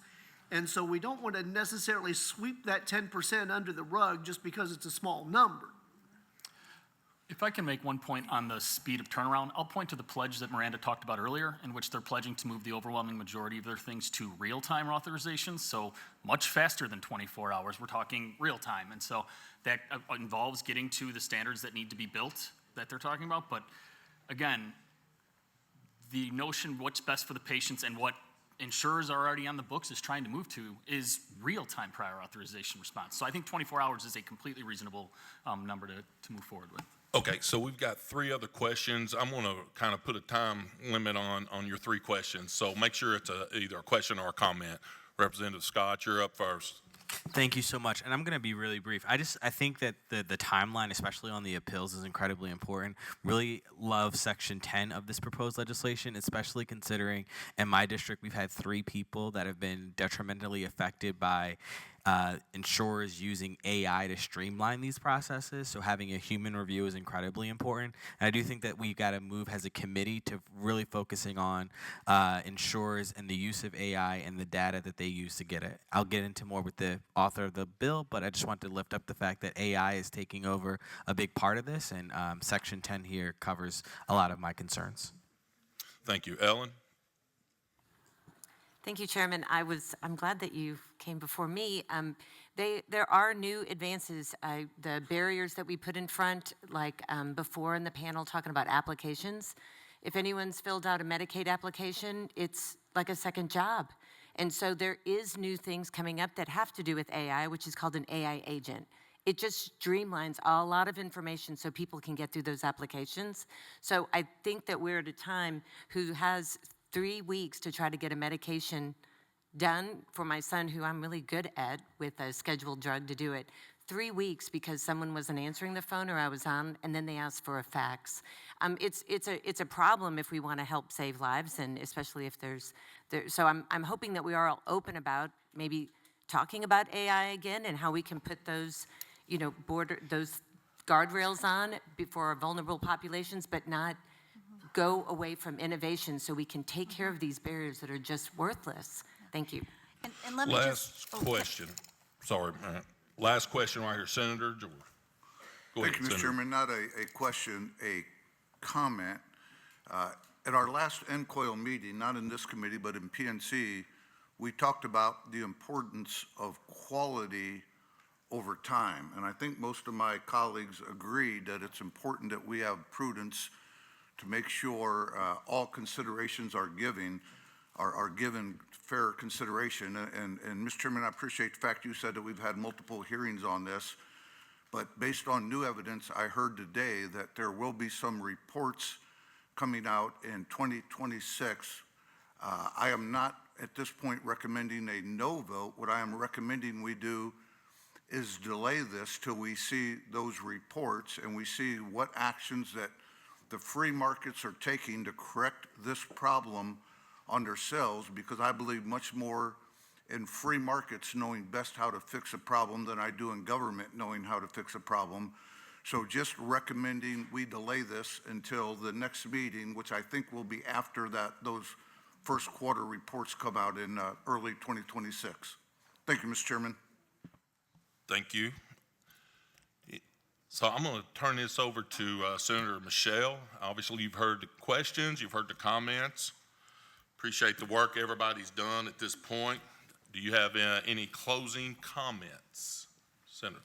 Well, Mr. Chairman, I would just say that if we delayed this any further and had a hearing, we would probably get the same results that we had from our September meeting. Instead of 10 presenters, we probably would have 20 or 25 want to present on the issue. I think we have a balance on the model bill, and states are certainly free to make changes that they think are more suitable to their needs. And I would move that we pass the bill today. Thank you. There's a motion on the floor to move this model. There's amendments on this model. So we've got to first vote on the amendments that we've got in front of us to that, to include those amendments to this model. And I've got a motion, got a second. All in favor for the amendments to be added to this model today, say aye. Aye. Any nays? No. The ayes have it. Do I have a motion now to move this model with the amendments? So moved. Got a motion and a second. All in favor of this model with the amendments, please say aye. Aye. Any nays? The ayes have it. Model is passed. Thank you, everyone. Last on our agenda is consideration of proposed amendments to the NCOIL Dental Benefits Contracting Model Act. As a reminder, a large set of amendments to this model were introduced earlier this year. Again, the committee voted to readopt the model at our past two meetings on a meeting-to-meeting basis to allow time for further work and discussion on the proposed amendments. Throughout the process, I've worked with the sponsors, interested parties to make clear that since this model is back for the committee on its first review for readoption, let me say again, readoption, and since the model has been very successful in terms of being adopted by several states, the only amendments being considered today are those related to the virtual credit cards. The first review for readoption isn't meant to be an opportunity to take the model and go in a different direction unless the model has become outdated or there is a policy shift in the states that the model should respond to. I do recognize that the network leasing provisions are very important, but those are relevant to the entire healthcare system, not just to dentists, so that this conversation, I think, should have more time next year and involve other parties.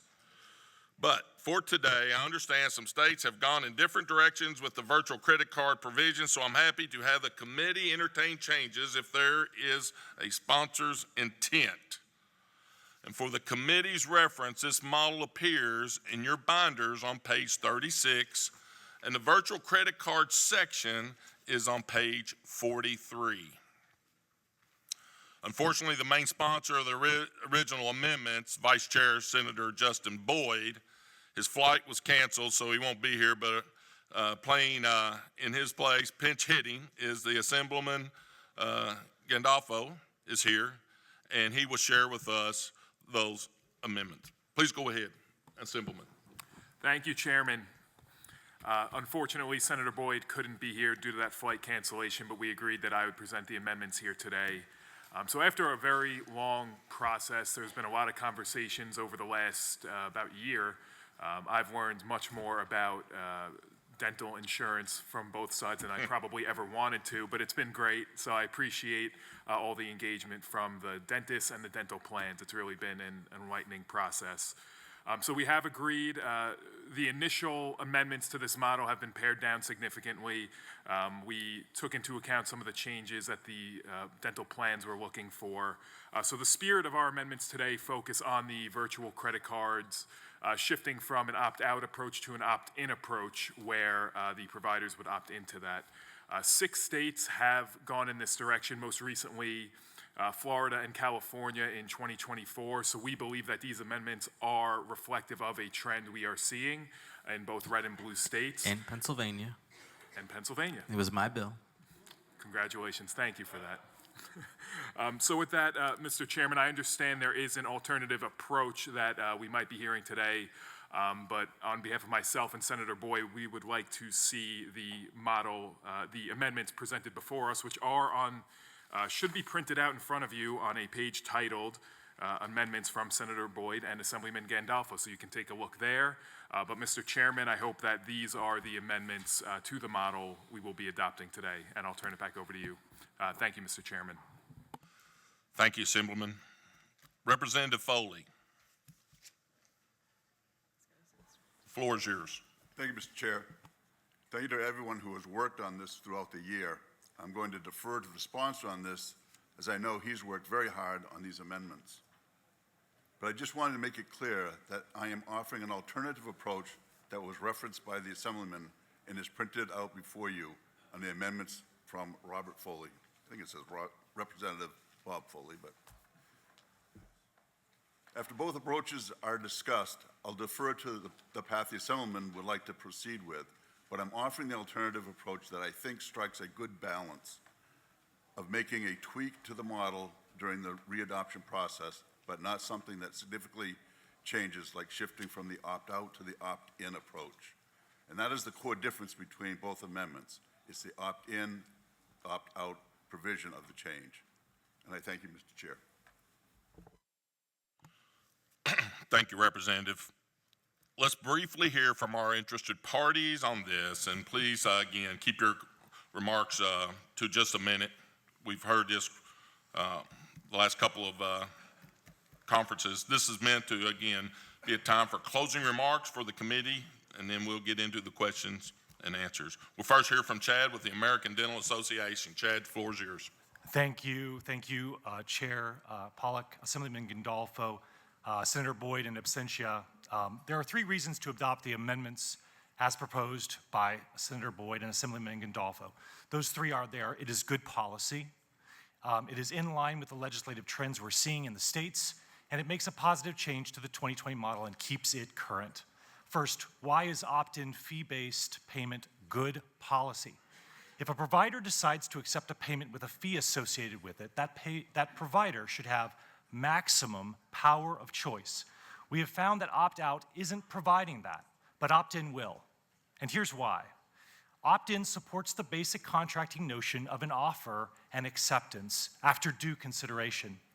For example, with opt-in, before ever receiving a virtual credit card, dentists would be asked if they would like to receive that kind of payment, and after considering what worked best for their practice, could say yes or no. That's sound policy. Not so with opt-out.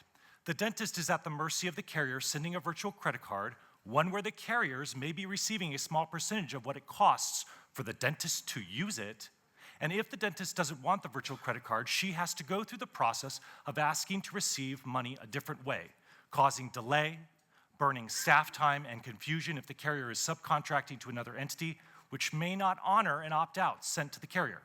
For small business owners, this is a big deal. Second, opt-in matches legislative trends we're seeing around the country, and dental plans are already complying with opt-in in many states. 6 states, Vermont, Missouri, Maryland, Oregon, Florida in 2024, and California in 2025 have opt-in as law. And according to the 2024 National Association of Dental Plans Enrollment Report, this already represents coverage for 41 million, or 25% of the 170 million enrolled lives in the United States today. Lastly, the Boyd-Gandolfo amendments represent positive changes that fit the spirit of the model, while keeping it relevant to the experience on the ground between dental carriers and dental offices. In opposing the amendments, the dental plans have used phrases like drastic and 180-degree change, and you'll likely hear them again in just a second. But we strongly disagree.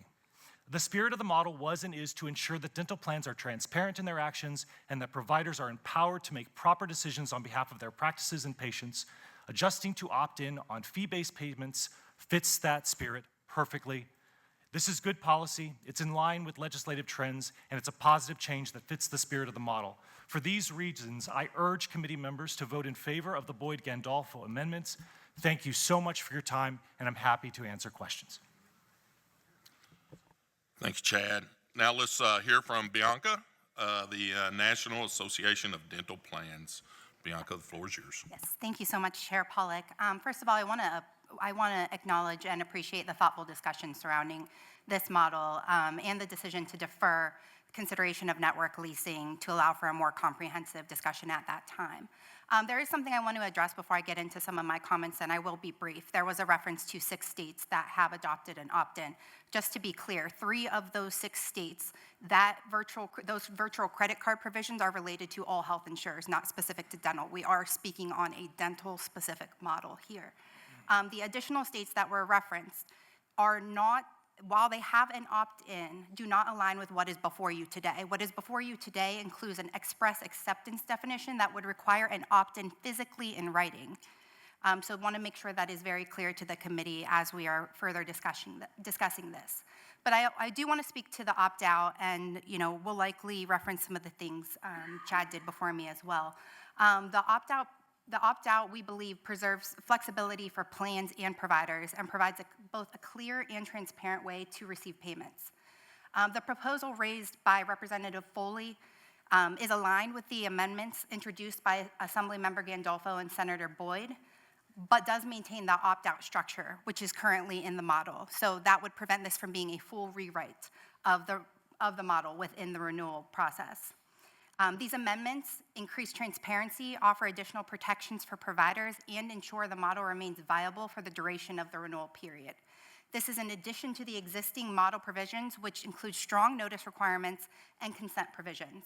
Maintaining the current opt-out structure, which has been adopted in 15 states to date, allows providers to utilize existing credit card terminals to accept payments promptly without increasing administrative burden on their practices. It allows these small dental providers to elect what's best for them. We urge you to renew the model with the amendments offered by Representative Foley and to maintain that opt-out structure. Shifting to an opt-in approach would rewrite the model, while adopting the amendments proposed by Representative Foley allows for meaningful targeted improvements within the framework that has proven effective. Thank you so much. Thank you, Bianca. Last, we'll hear from the ACLI. Sir, please introduce yourself for the committee, and you may begin. Thank you, Mr. Chair and members of the committee. My name is Vince Ryan, and I'm appearing on behalf of the American Council of Life Insurers. Unfortunately, my colleague Jill Rickard couldn't be with us today. Her flight was also canceled, but I'm happy to be with all of you. I want to thank the committee for the thoughtful discussion and deliberations on this proposal, but we do join NADP in opposing the overhaul of the model's payment provisions proposed by the ADA, and we do support the compromise amendments proposed by Representative Foley. Virtual credit cards provide security and convenience, especially for small offices that may not utilize electronic records. And what is being proposed by the ADA would upend the current system and make it harder for providers to access the virtual credit card payment method if they so choose. Finally, the current model already has protections in place around payment methods, but these amendments proposed by Representative Foley would add additional safeguards while allowing providers to retain meaningful control over their payment methods via the right to opt out. And so with that in mind, I'll conclude my comments there, and happy to take any questions. Thank you so much. We're now going to open up for questions and comments. Madam President, you're first. Thank you. I just would like to make comment in support of Representative Boyd and Assemblymember Gandolfo's opt-in amendment. I do share their sentiment and can speak to, and anybody who represents from New York knows that we had a not similar bill, but an opt-out situation relative to a insurance. issue that caused so much problem and concern with not only policyholders but carriers that we actually had to do something and make amendment in order to change that. So I absolutely support this bill and would ask all of my legislator colleagues to do the same with this amendment. Thank you. Thank you, Madam President. Next, we have Representative Lehman. So question I guess I have to the plans, and Bianca to you, is I think I heard John say that may not offer another method of payment. So I guess what I'm thinking, help me out, because I'm a pretty simple guy. If I provide a service you're going to pay for, and you offer me a virtual credit card, and I say no, doesn't that automatically trigger a secondary payment of a different method? Send me a check. Why is there any delay in that? I'm hearing there's like a delay and I don't get paid. And why would a opt-out not immediately trigger a secondary payment? That's kind of question one. And then question two is kind of around the, if that's the only method I'm being offered, how is that contractual? Or how do you get away with not offering multiple methods of payment, especially to maybe a smaller dentist? Well, under the current NCOIL model, plans are required to offer additional methods of payment. So under the model as it stands, Right, well, that's our model, but it Yes. sounds like, are there some states that when they adopted this, they didn't adopt that portion of this? Or John, maybe to you, are there examples where dentists were not paid immediately when they opted out of the virtual credit card? Yes, there are examples, and I'm thinking of an email I received from an Ohio dentist that was trying to opt out of the virtual credit card that was received. Like you said, it's basically, I don't want to take this form of payment. And then it was another company that was involved in actually issuing the credit card, so notifying the carrier that they weren't able to, quote unquote, opt out in a timely fashion, so there was a delay in the payment, and that's what I was speaking to. Okay, so that seems to perplex me a little bit, why that's not simple. But the other thing that I guess I have, and this goes more to maybe just NCOIL model as a whole, I've heard from some other entities, other practices that are kind of watching this as, okay, is this going to be an opt-in or an opt-out? Because we want to come and kind of latch on to that. Then it really starts to concern me on that we're opening up a readoption of a model that is significant change and is going to be utilized by others to kind of use as their model now to go forward. So I just have some concern with changing, I mean, you said it's 6 states have adopted this as opt-in.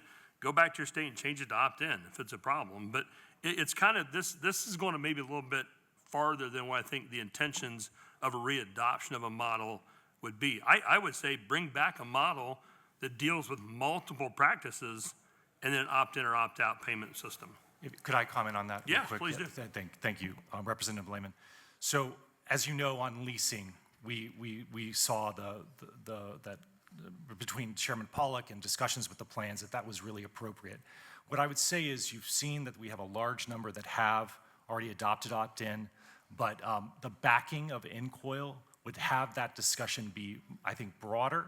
And even in places that have passed into law opt-out, maybe a reconsideration, which would be appropriate. Because I think what I'm hearing from the dentists that I work with is it is something that they feel in their offices as small business owners.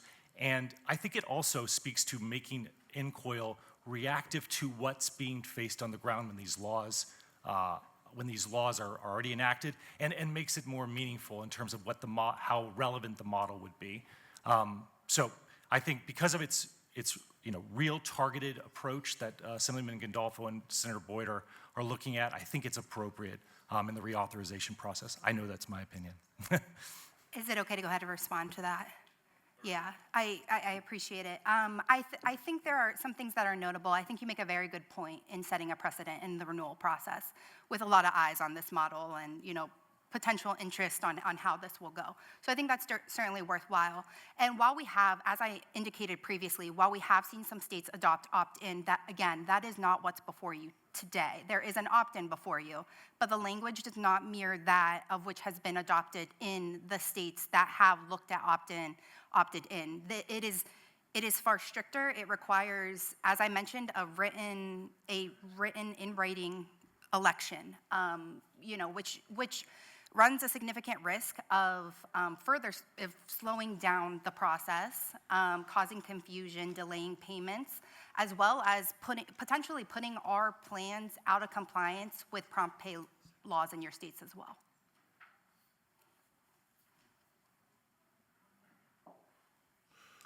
Last comment, Representative Scott.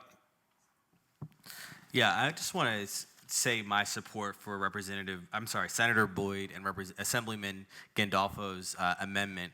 I'm the author of House Bill 1664 in Pennsylvania, and it started out because I went to the dentist and found out about this issue and how my dentist was forced to receive his payment on a virtual credit card. Mind you, this is not only just a consumer protection issue or a small business issue, this is also a patient safety issue as well. With the 5% that his dental insurance virtual credit card payment was charging, once we passed this bill and absolved that, he was able to hire 2 more dental hygienists at his office, which then boosts his office.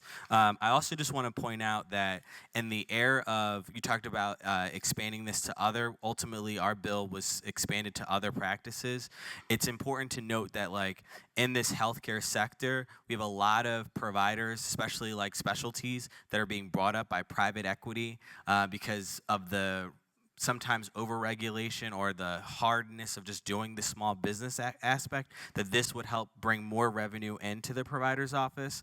So I'm very supportive of this bill, and I think that it's about time. And I think the only other solution would be the insurers absorbing the cost of that fee. If they want to absorb the cost of that fee and not put it on the backs of the business owners that have already negotiated a smaller fee than they should normally charge, then I'd be happy to entertain that. But until then, let's support this amendment.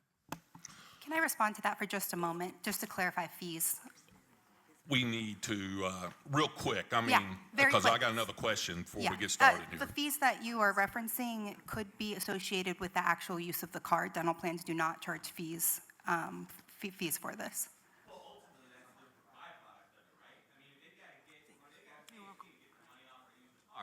Then that's a byproduct of that agreement.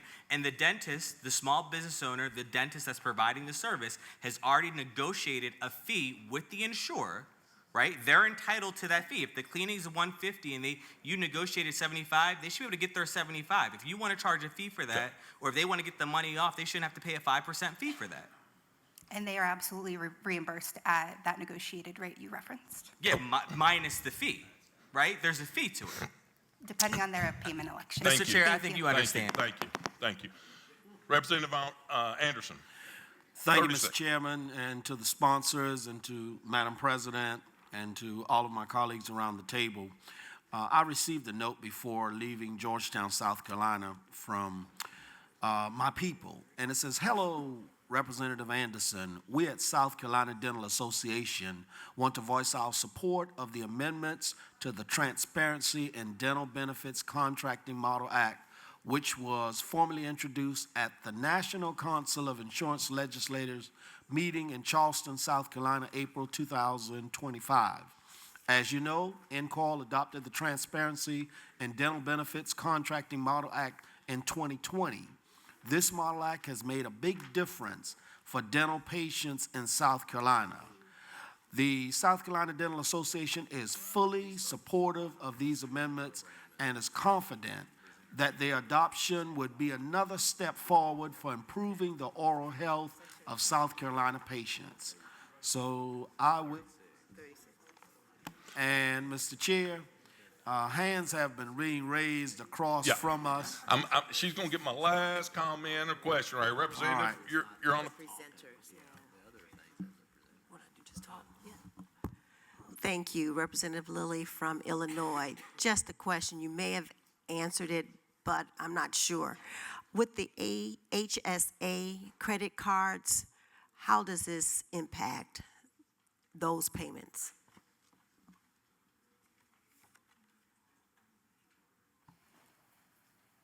I think that the plans would have to follow up on the answer to that question. Yeah, sorry, apologies. We were kind of consulting a little bit. Yeah, I think we'd have to follow up with you on that question. I'm not aware of any impact at this current moment, but I would definitely want to follow up with you on that if that's okay. That's fine. Thank you. Thank you. Okay, thank you all so much for the dialogue here and obviously the presenters. I'm going to turn to Assemblyman Gandolfo. Sir, you've got a couple of options here. We're looking what direction you want to go. I would like to move forward with the amendments as proposed that are in front of us today. I think that would be the best option based on the discussion here. Have a motion for the amendments here on the readoption model. I got a motion. I need a second. Second has been called. All those favors in this amendment added to the readoption model, please say aye. Aye. All those who no? Ayes have it.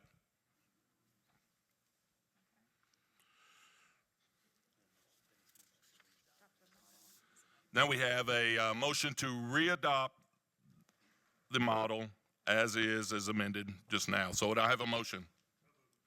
I got a motion. I need a second. Second, all those in favor of the readoption model with the amendment, please say aye. Ayes. Those who are opposed, say no. Okay, the ayes still have it. Okay, thank you, everyone. Any other business? I see none. Is there, before this committee? I'll motion the adjournment. 5-minute break. 5-minute break, and we'll start back. Thank you.